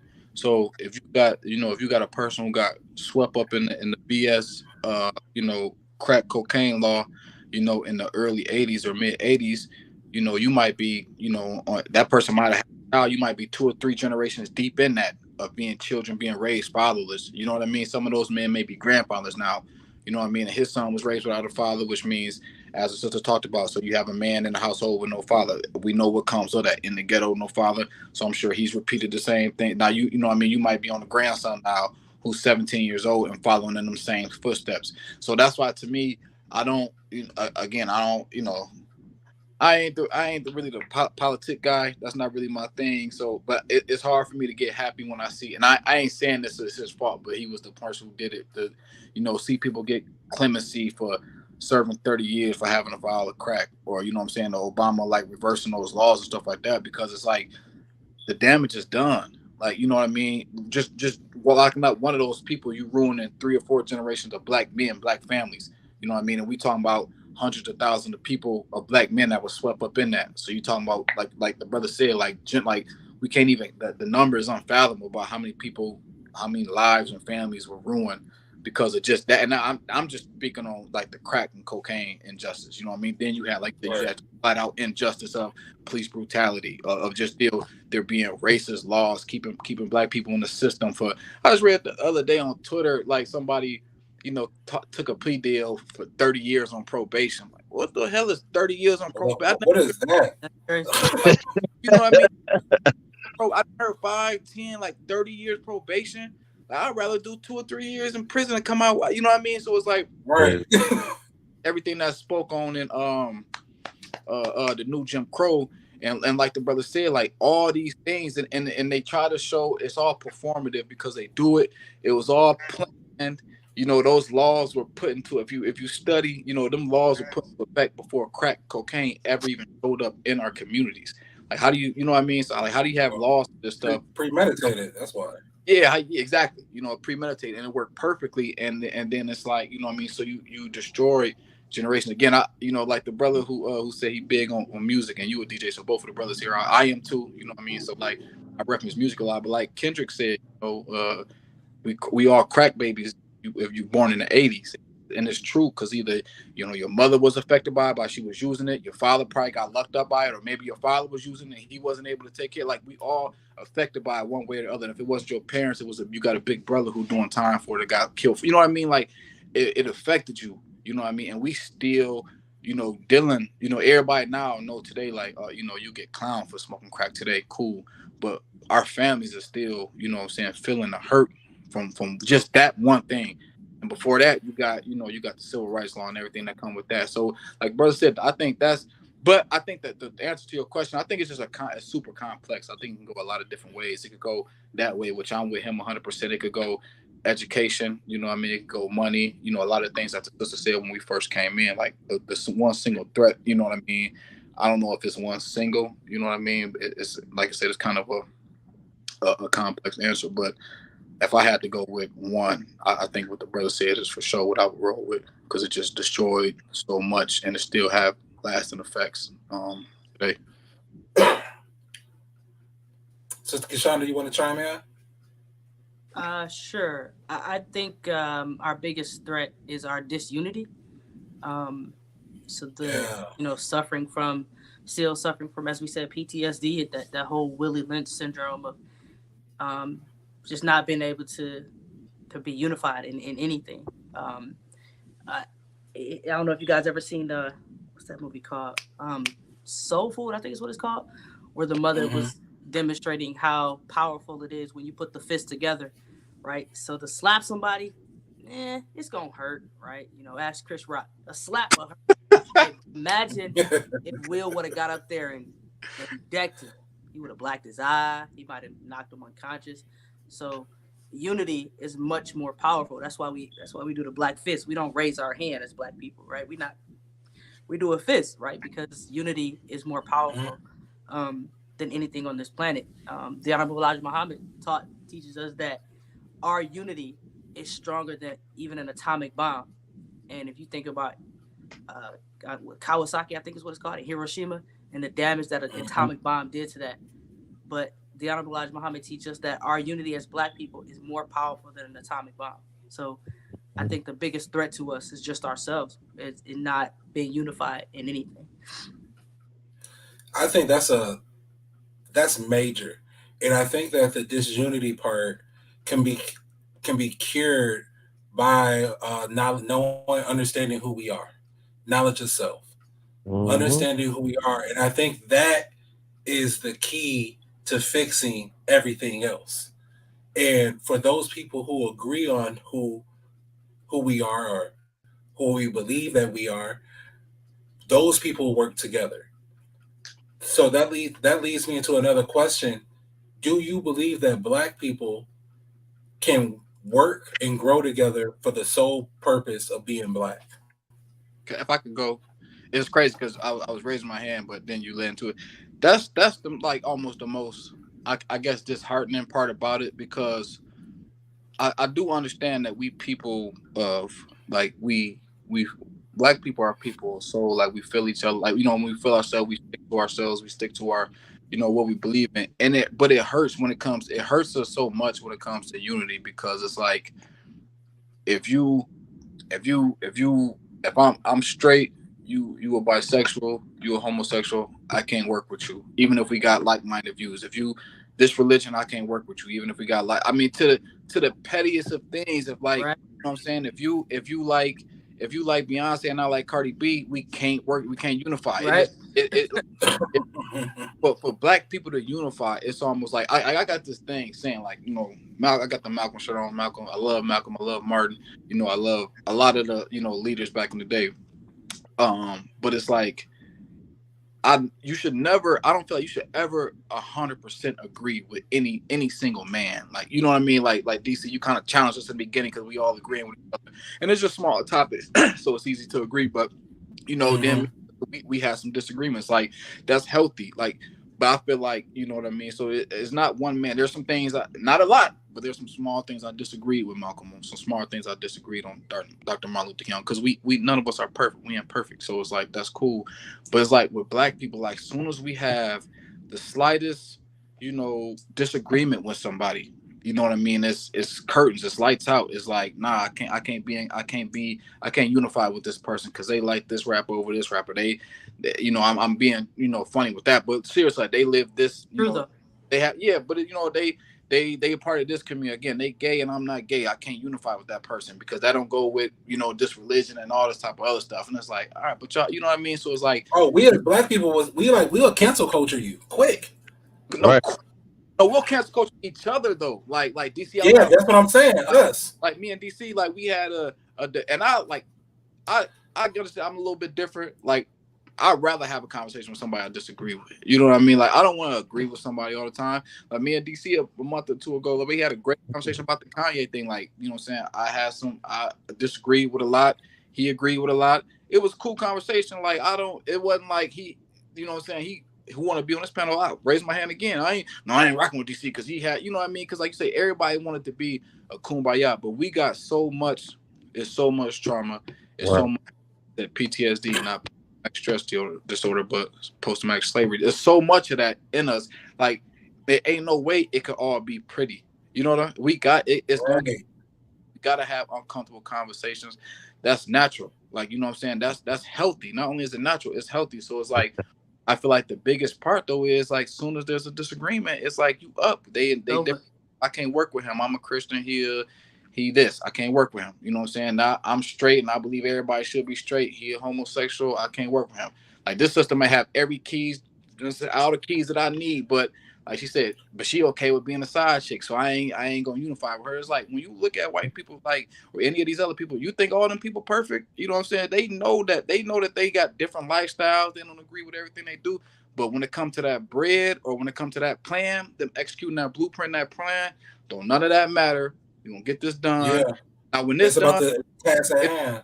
yeah. Now, when this done, I'm not rocking with you. I don't have to go to the club with you. I don't have to come to your house for Christmas. We don't got to talk on the phone. We don't got to do none of that. But if we try to plan, like, we could come together. Now, within reason. Now, obviously, you can't be touching on kids and I can ignore that. You know what I mean? Like, as a man, as my homie, you can't be beating on your woman and I may ignore it. You know, obviously, so I don't want to, you know what I mean? I don't want to. I ain't gonna lie. My homeboy was beating on his girl, and he helped me move. You know what I'm saying? Like, we pick and choose what we want to like how we want to, like, hold people accountable for. You know what I'm saying? I think DJ Tony had something he wanted to say. He had his hand up. That was funny, DC. It's also bogus, brother, but you know. That's what I'm talking about. See? True story. Nobody I had to get that. I had to get that couch. We talked about it while we was moving the couch. You know what I'm saying? We had to get that. You ain't gonna stop him? I mean, I did. I talked to him afterwards. Like, we gotta get that couch though. Go ahead, DJ Tony. Yeah. To, add my 2 cents in. Yeah, it's a lot of division in our community, from the gangs to religion, politics. You live on that side of town, I live here, rich, poor, whatever. It's a lot of division, and we have a lot of egos in our community. Everybody want to be, well, I'm the leader. I started this. I started this Yeah. foundation. You didn't, or I built this, institution. And everybody's about me, me, me, what I did. Everybody wants to be we have too many chiefs and not enough Indians in our community. Everybody wants to be a leader. Yeah. Everybody wants to, and I thought maybe, since the George Floyd incident, I thought that would have brought us together, but clearly it happened. That's all I Well, I think we didn't have a leader on that. That's why it was just a cause. It was no leader in that. But go ahead, Mike. No, the only thing to go back, when you asking everybody, first of all, my number one thing was, it was us. We are our biggest threat. I always told people, you are your worst enemy. It's not the devil. It's not the white man. It's not the gangbangers. It's you. It's you. It's you. It's you. Because you made the decisions. Right. You know what I'm saying? I'm talking about the decisions you have control. I ain't talking about the stuff that we don't have control over, say the system and Yeah. stuff like that. I'm talking about the stuff you can control. It starts with you. Like he was just saying, is knowledge yourself. You gotta have it start with the individual. You gotta have knowledge yourself. It's an ongoing, thing. It never stops. And I think another thing is oh man, it's crazy because I know a lot of people gonna disagree with me on this, but it's okay. Um Black people can be bought. I've been saying this for years. Black people can be Yeah. bought. Yeah, This we is know that. no, but this is why you have a lot of stuff going on because everybody got a price. That's why a lot of times people can't come together. They did it to the Panthers. They did it to a lot of other programs. A lot of people that's trying to come together. Everybody can be bought. So you have to get these people that can't be bought. That money can't buy them. It's you rarely come across people that can be like this. I always tell everybody you got a price. And I think I forgot the comedian name, but he said that you can't go to war with niggas who love tangible things. You can't because they can be bought out. I swear to you right now. Me and you can be best friends forever, but somebody came to you for $1 billion to take me out or rat on me, you'll do it in a heartbeat. Because I got family, bro. I got kids. I got a future. You could do it for that. And that right there, my friend, is something like money. You can't buy money with me. I don't care about money because money can always be made. It can always be made as long as they're making it. It can always be made. Just like Denzel Washington said, you never seen a U-Haul ride behind a hearse. You can't take it with you. So I don't know what you're dying for. You know what I'm saying? I know why we. But I'm saying I know why we need money. I know why we need it. Yeah. But one thing about black folks, I love my people, I do. But white folks know we never gave y'all 40 acres and a mule. Y'all will do anything for it. You'll do anything for it. You already taking pretty chances for it. So I know you go to work every day for it, you slave for it, you lie for it, you kill for it, you cheat for it, you do anything for it. So I look at it like I can't trust nobody. People can't trust themselves. That's why you have to have knowledge yourself.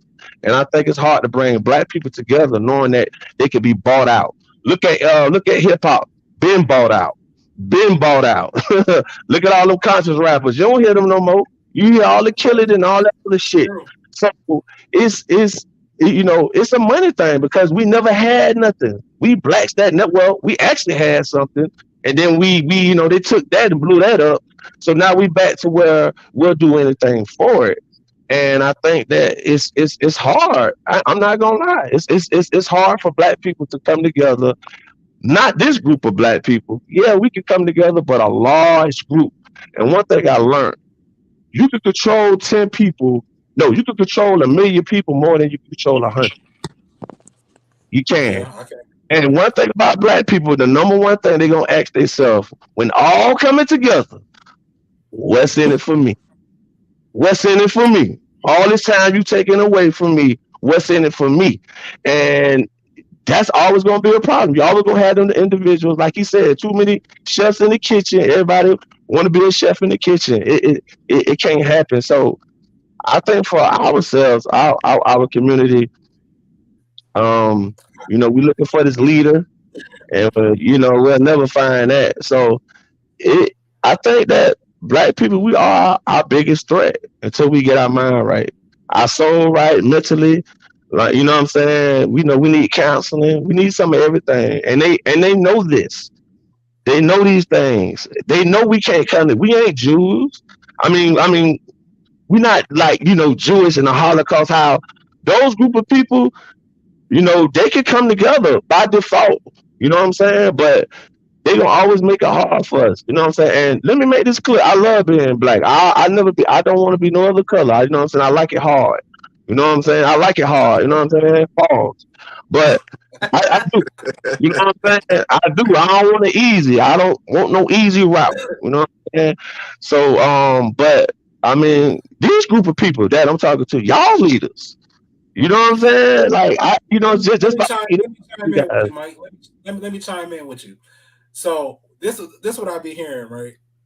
And this is no disrespect to anybody. This is what I be hearing. Like, because so the question is, do you believe that blacks can work together and grow just for the sole purpose of being black? I'm going to answer it directly. I'm going to say yes, and I'm going to tell you how. You know what I'm saying? I'm going to tell you how. Because when we think about blacks working together, we always seem to think of some type of utopia. You know what I'm saying? That's not going to be the case. Like, I'm always going to try that black business first. You know what I'm saying? I'm going to try that black business. And guess what? If that black business ain't good, I'm going to go to another black business. You know Right. what I'm saying? And I'll eventually find the black business that's right for me. You Right. know what I'm saying? So that's me trying to work and grow with a business that's black solely off the purpose of it being black first. You know what I'm saying? Just being black first. I'm going to take the time and listen to that black politician. I'm going to listen to this other black politician. I'm going to listen to them first based off the sole purpose that they're black. It's not, I always go back to the Bible because I come from a Christian background. But if you go back to the Bible, God always works in the number of the minority. You know what I'm saying? He's never on the side of the majority. You know what I'm saying? Like, you got the story of the 300, and then they marching around Jericho 7 times. People, David and Goliath. You know what I'm saying? It's always different adversities and whatnot. So I would rather go with the minority people because you don't need everybody. You need the right somebodies. And I think that would be the problems. I think that was the problem with Marcus Garvey's movement. He had the right idea, but he had the wrong people in the wrong position. He had the mechanic being a baker and the baker being a mechanic. Like, it was the wrong people in the wrong positions. So you just got to make sure that whatever you're doing is for the betterment of us, and then link up with some other system or cycle or organization that's doing the exact same type of work but in a different field. So that way we get away from that whole, well, I did this first and this is mine. Okay, hey, we're gonna buy this block. You got the grocery store. You're gonna make the restaurant. You're gonna do the community center. You're gonna start the clinic. Everybody's doing something different, but for the same common cause. And the ones that's not with it, hey, them niggas go first. It's just how it go. It's just how it go. You're We not. have to stop. What did what George Bush say? If you're not with us, you against us. Yeah, like, you got to understand, like, we have to stop romanticizing black unity. We have. Oh yeah, he said it best right here. Henry said it best right here. He says unity is not uniformity. We need unity, not uniformity. And I agree with that wholeheartedly. Wholeheartedly, I agree with that. So that I say yes. I say yes, we can, and that's how we do it. You know what I'm saying? Like, you're not everybody's not going to be for your cause. You know what I'm saying? And if they become an op, you know what you do with options, man. You know what And that's so happens. true, brother. How many times do you pull up and you see a Home Depot across the street from Lowe's, McDonald's across the Right. Indy? You know what I'm saying? Like, I love what you said, brother. It like, if I can't get it from this black business, I just go to one that can get it. You feel me? Like, yeah, I'm not gonna love every black business, right? Somebody gonna do hood. Somebody not gonna do it right, but that don't mean that every black business is hood. And so Right. that's Right. that was crucial And for me. then and then just to kind of piggyback up like what y'all said, it don't gotta be a issue. Like one thing I used to hate, my first job I was at Target and I was 16, 17 years old and people come in and y'all got so and so? Yeah, we got it right here. Oh well, so and so got it for cheaper. I'm gonna go there and get it. I what are you expecting me to do? Like, am I like, you know what I mean? But it's like in the same instance, how you saying like, if this black business don't, whatever your sole purpose is, this black business is not for you. All right, cool. You go to the next one, but it don't have to be a you hopping on social media and bashing and doing Right. all the extra. You know what I'm saying? Lisa? All Right. right, this Mhm. because it's not for you. It's for some people. It's just not for you. You Right. know what I mean? That's not a horrible thing. Like some people, you know what I mean, go to get their hair done. Women go get their hair done. I can't sit in no shop for 7, 8 hours just for this hairstyle. Da, da, da, da, da. All right, cool. Like that don't work for you. It worked for some women though. Some women are willing to Right. sacrifice that. You don't know what they got going on, or some people, you know what I mean. This barber costs too much for me. You know what I'm saying? I know barbers that tell you. I mean, I done had my hair for a minute, and I plan on keeping it because when I was shorty, haircuts was 10, 15, and them jokes is Bro, like that's 45, $50 now. you gotta pay that to get in to get through the door now. Yeah, Set the appointment. but you still can get like a cheaper cut. But like if a barber charging 50 and he whatever he doing for 50, all right, cool. If that's not for you, then you don't gotta get to bashing him and that's why y'all do to just go with somebody who Just go to charges somebody So less. else. yeah, Yeah, that's it. It's literally that simple. It don't have to be you complaining and doing something else. Like, now this don't work for me. I'm gonna go do this. You know what I mean? It ain't that barber out. He ain't charging you specifically that price. So, and then, but again, that's because what you saying. Unity does not have to equal uniformity. Facts.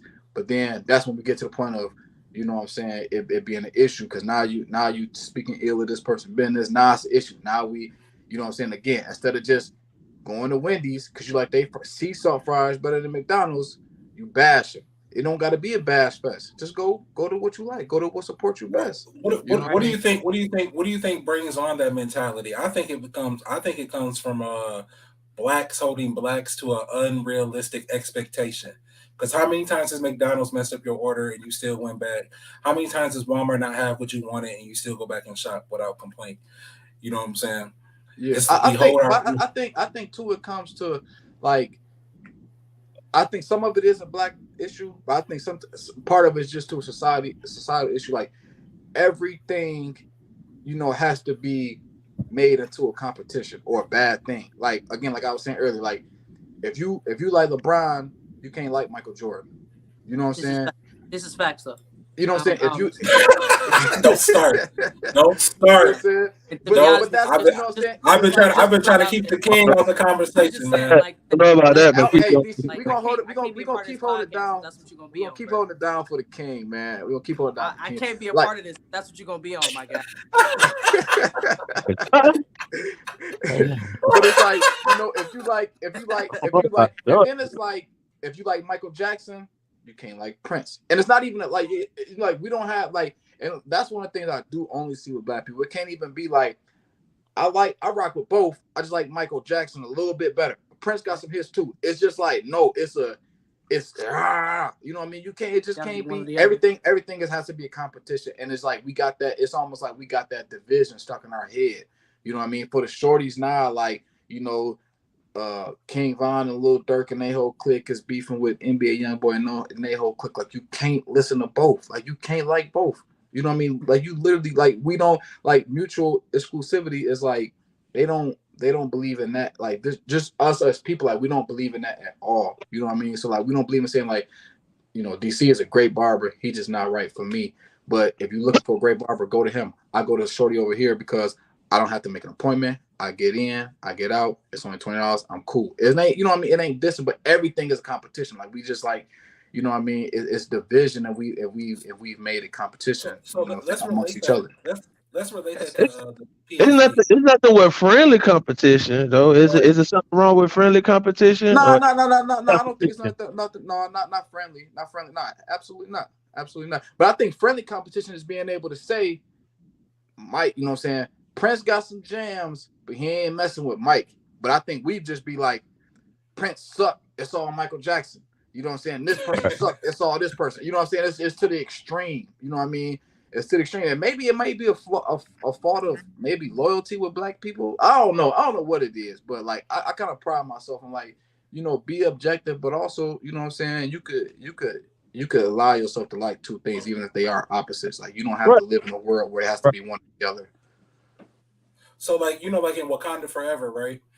Like when the women and the men were having that competition with the spear, and they was like trying to see who can take the pain from the spear the most or whatever, and the women won and they did that dance. I don't see any problem with competition in that aspect. If we have competition, you beat me, you go ahead, rejoice. You know what I'm saying? Because you won. Rejoice, you won. But like you said, don't tear me down in the process. I Right. mean, hell, you did just beat me. You know what I'm saying? But Right. don't tear me down in the process. So I'm gonna ask a different question here. I think y'all gonna like this question. This is from Josh again, from our chat, guys. Go ahead. If you guys got a question, you can drop it in there. If you want to come on live with us, go ahead and click on the link there. He says, "Love the discussion on manhood and womanhood. Would like your opinions on what the rite of passage from boyhood to manhood or girlhood to womanhood should look like in the Black community." Hmm. I guess, what is it right now though? What do we think the rite of passage is right now? If you got a baby, you can get some Section 8, and you get a link card, I mean, right now I feel like it's just it's what it is worldwide. It's like or you can pay your own bills. yeah, like 18 or shoot. At sometimes in the Black community, I guess when I can leave you at home by yourself, like you know what I'm saying, you the end of that. You know what I mean? Because I'm a parent who looking to get rid of responsibility as soon as possible. So you know what I mean. But I think that's probably what it does. I think what it should look like, I think, is you know what I mean, situational. You know, depending on that child, you know, maturation rate, what they got going on in life, things that they've been through. So I think it's different from everybody. I know it ain't like the world has it set up right now where it's just 18. Like 18, you technically like I mean 17, you make a mistake, you going to jail.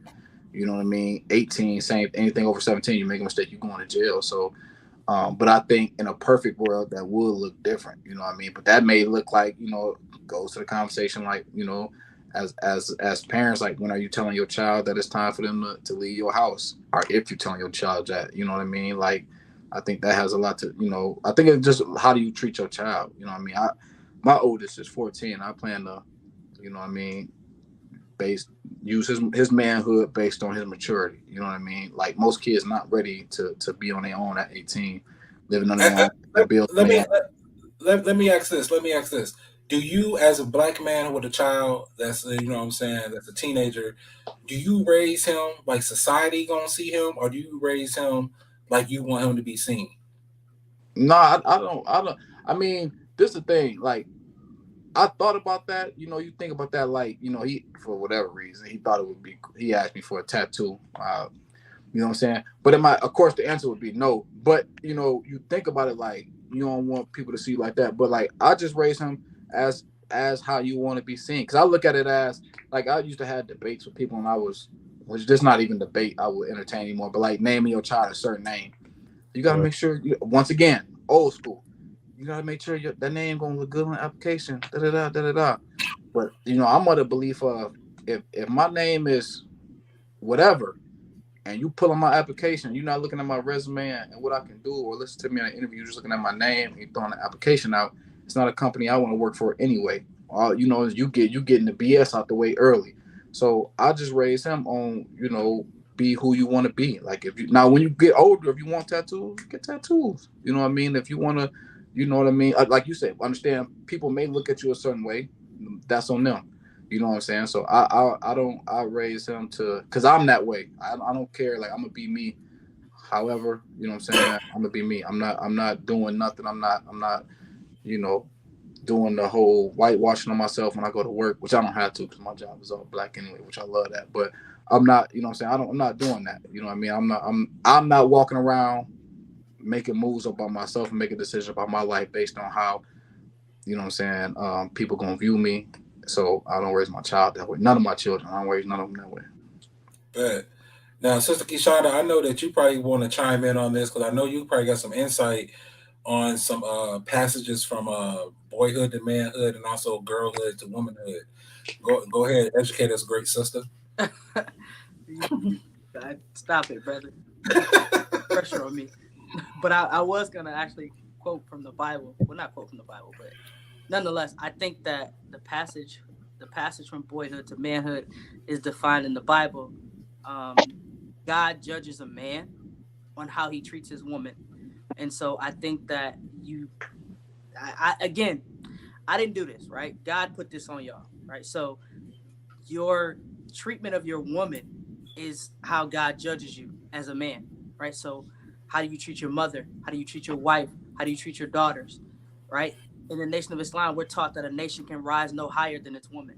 So the passage from boyhood to manhood is a young boy growing into being a husband and a man of his household. And again, I didn't say that, God did. So if you don't like it, take it up with him, right? And as a woman, the passage from girlhood to womanhood is in our submission to our man, right? Because as a woman, girlhood means taking care of your home, taking care of your husband, taking care of your children, keeping your home clean, cooking for your home, right? Acting in a righteous manner, whether you in the house or not in the house. And so boyhood to manhood is based on how you treat your woman, and girlhood to womanhood is based on how you take care of your home, right? And your submission to this man of God. So if he's doing what he's supposed to be doing, if he's loving himself and he's loving you as God loved the church, then as a woman, it's your responsibility to be a helpmeet so that he can go out and conquer the world and take care of the responsibilities that he's supposed to as a man. To how are you comforting him when he gets home? How are you taking care of your children, right? Are your children educated? Are your children clean? Do your children have manners, right? As a woman, that's our responsibility, is our home. So So I I think got a question. So in that respect, like, so what maybe I'm being too technical. I'm just asking. So like, if let's say for instance, if a young boy is 17, 18, 19, 20, if he doesn't have a woman, would that suggest that he's not capable of entering manhood yet? Like, is manhood not achievable until he like has that foundation woman and showing that he can respect that woman, or will it just go off of, like you say, how you treating your mother, how you treating your sister, or just how you treating the women in your life, period, up until the point where you get a significant other? I I think so, brother. I Okay. think that again, not everybody's in Muslim, not everybody's in the Nation of Islam, but half Right. of our faith in the Nation of Islam is marriage, Right. right? Okay. That's half of our faith. So Mm-hmm. Marriage. you can't get away from it, right? Right. Look, Right. Right. the Right. Bible, it's in the Quran. The two become one. Mm-hmm. You can't become one until you find that other. You can't become one with your Mm-hmm. God, with your maker. And so as a 17-year-old young man, you're learning how to maintain a woman, but he has to be able to maintain himself. So you can't even consider taking on manhood. You can't even consider taking on a wife if you're 17 and you ain't got a job. You ain't Right. working. Right. Like Right. Okay. what you doing, bro? So Right. Right. Right. the Right. responsibility falls with a young man taking care of himself first Mm-hmm. and learning to become one with his maker and one with his God, right? Okay. What is the responsibility that God put on him for himself? Right. And then later on in So life, that right. you'll be prepared to take on a So the woman. thought of and it's kind of in conjunction with what I would say. I think you just bring in the Nation of Islam's opinion of which I agree with. There really is no thought of, and which I agree there shouldn't be, of manhood or womanhood at 17, 18. Even though at 17, 18 you commit that crime, you're getting treated like a man and you going to prison. Or at 18 you know what I mean, you are an adult, you can do all these things, of legal nature when you turn 18. But like you saying, it's not judging it off of that just stern age of 18. It's based on, No, I you know don't what I think no. mean? Like Right. and our society says that we're men and women when we turn 18. Right. Right. Right. But God, that's not what God said. So I'm I'm with not you. going I'm off with of you. what our So, former Right. slave master said. I'm with you 100,000%. so to the respect to the question, he says, "What is your opinion on rites of passage from boyhood to manhood, girlhood to womanhood, and what should it look like?" So, at what age do you think that these things should start, or is it like you said, just a checkbox of a criteria first? For young women, it should start coming out the womb. Like what my daughters have to learn how to cook with me right now, right? You can't. I'm not. I'm preparing them for womanhood by teaching them to be able to clean up behind themselves and to keep their bedrooms clean and to learn how to, make an omelet for themselves and cook a meal for themselves. I'm teaching them womanhood because they see me respecting their father, right? So dad Mm, says, I don't want my woman out at night at 10 o'clock at night. They don't see me, going back and forth with their father like, Negro, I'm gonna go out because I want to. Right? I'm teaching them womanhood, so I'm respecting the man in the household, right? And I can't tell you what boy I can't tell you what the rites of passage from right. boyhood to manhood is. All I can tell you is that God said that a man is judged on how he treats his woman. How you get there, y'all got to figure that out. That's what y'all got all this testosterone for. So, boom, go ahead, Mike, jump in. Um, uh, both, both, both of them, I do think, uh, Oh, you a little choppy, bro. get me? No, no, you a little choppy. But um, women, first of all, women are our first education. First of all, I was always told, like,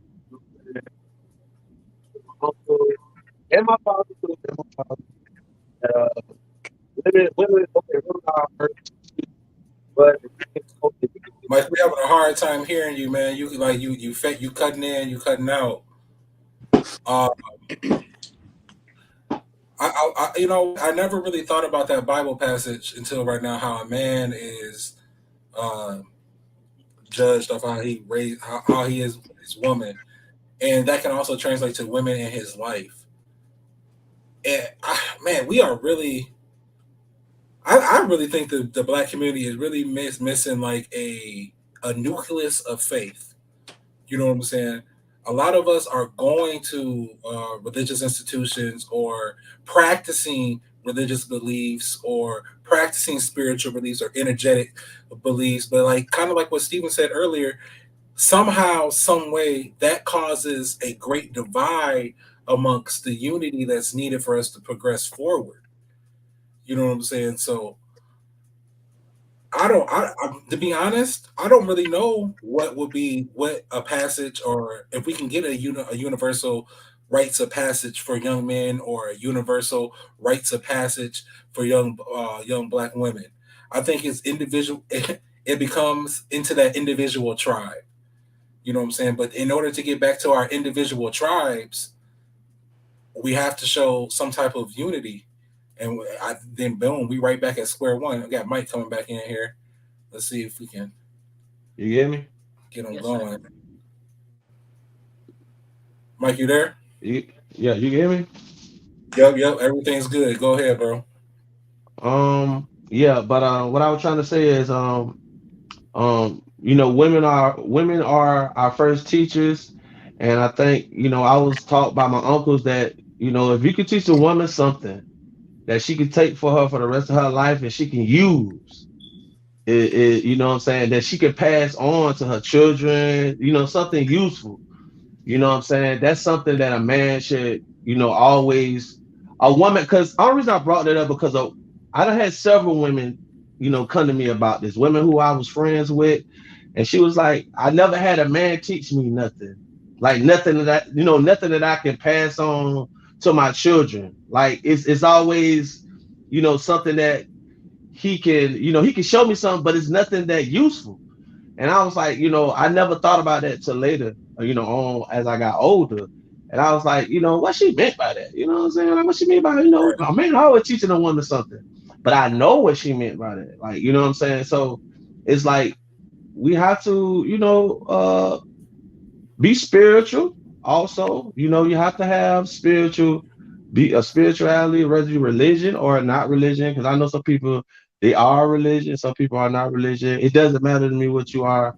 At the end of the day, I love people for who they are. I think a lot of understanding need to be involved, because I think we don't try to understand or comprehend when we listen. I think people listen to retort, to answer back. They don't listen to understand. So I think a lot of women and men, black men too.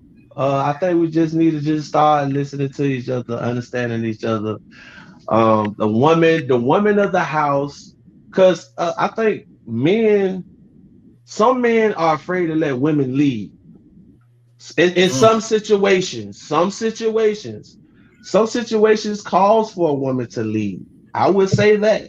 Sometimes it's not always the man should lead. And my just based off experience of just seeing things. Um, but I also agree with her, and she brought up a good point on how you talk to your man in front of your children. This is a very big thing. I witnessed my brother going through this in a marriage, and the way how his wife talked to him in front of their children, it resented him in the house. So now they was following the mother, what the mother was saying, and so they mm, didn't have respect for the father. Right. Because this is a lot of times why a mother, when a mother and a father in the house, they don't fight around their children.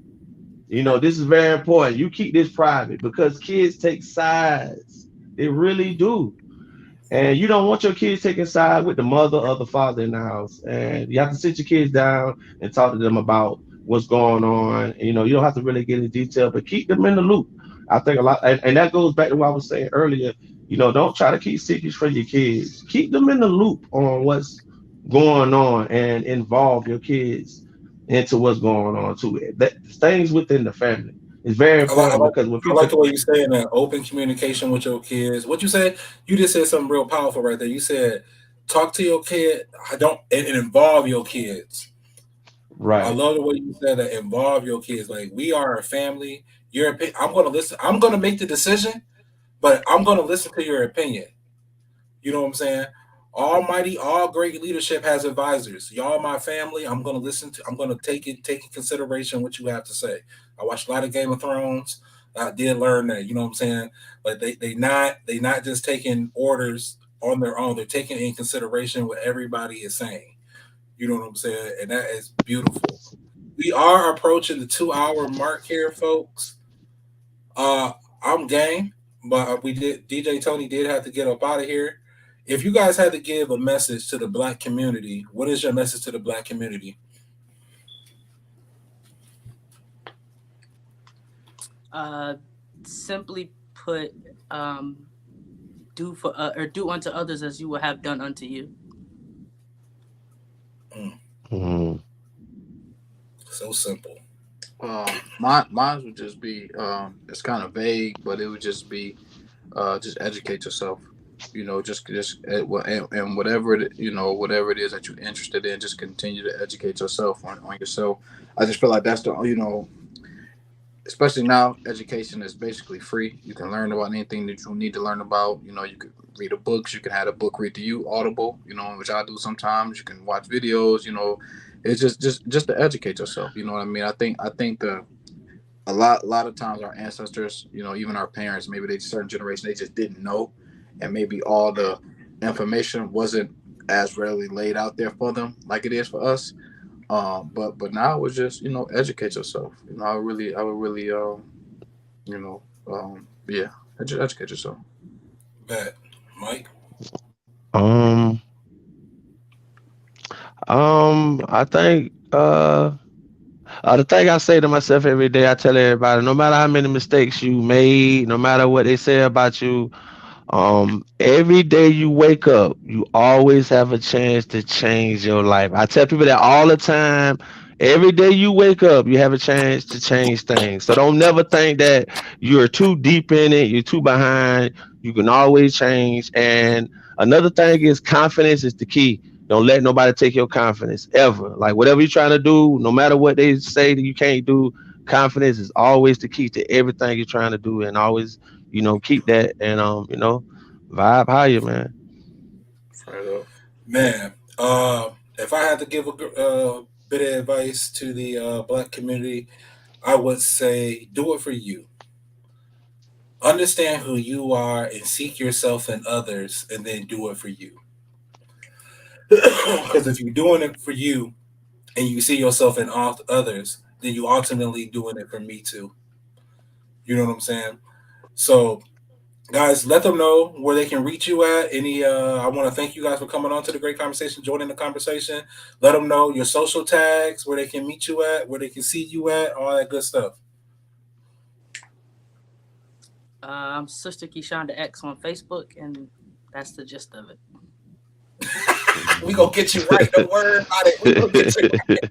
You can put my email in the chat if you want to. Email me. We got you. Yeah, yeah, for sure. I'm Stephen Marshall on Facebook. DC tag us and all of it, so that's me. I think Instagram is s.dot_counselor. So yeah, like you said, email too. I could put an email in one of the videos, on the comments of one of the videos as well. If anybody want to reach out. I bet. I bet. And you can check us out on YouTube, the Real Black Order Podcast Show. Check us out, like and subscribe us. You can check me out on Facebook, Mike Tanner. Check us out on Instagram, Real Black Order Podcast Show. Same with TikTok, Real Black Order Podcast. And appreciate everybody meeting, everybody talking to you guys. I learned a lot from everybody. Appreciate having me on your show. And hopefully we could do this again, man. I really enjoyed myself. Yeah, Oh no. I thank y'all for coming on here, man. Thank y'all for accepting. Let me tell y'all, I had in my mind who I wanted to come on, and I reached out to them, and everybody said yes. It was ain't nobody here on the B squad. This all the starting lineup. You know what I'm saying? This all the first round draft picks. I went down the line, and they also said yes because I knew they would come on. They have a love for our people, and even in frustration, when they talk in frustration about our people, you know what I'm saying? It always ends with advice for our people and how to move forward. Our people have to learn that we have a problem with constructive criticism because criticism used to mean death for us. Criticism used to mean death. So we have to come out that mindset. Is the constructive criticism hurting because it's true? Is that why when someone tries to tell you, we keep saying it takes a village, but you have to allow the village to say something to you. This is my advice. This is some more advice to the Black community. I don't know where this is coming from right now. I don't know where it's coming from. But in order for us to be a village again, we have to have trust and know about a person's intent. Get back in alignment with the source of which your energy come from, whatever that may be. Get back in alignment. Get back in alignment. That's what I keep hearing. Sit back, get back in alignment. Understand your mission, move forward. The time is now.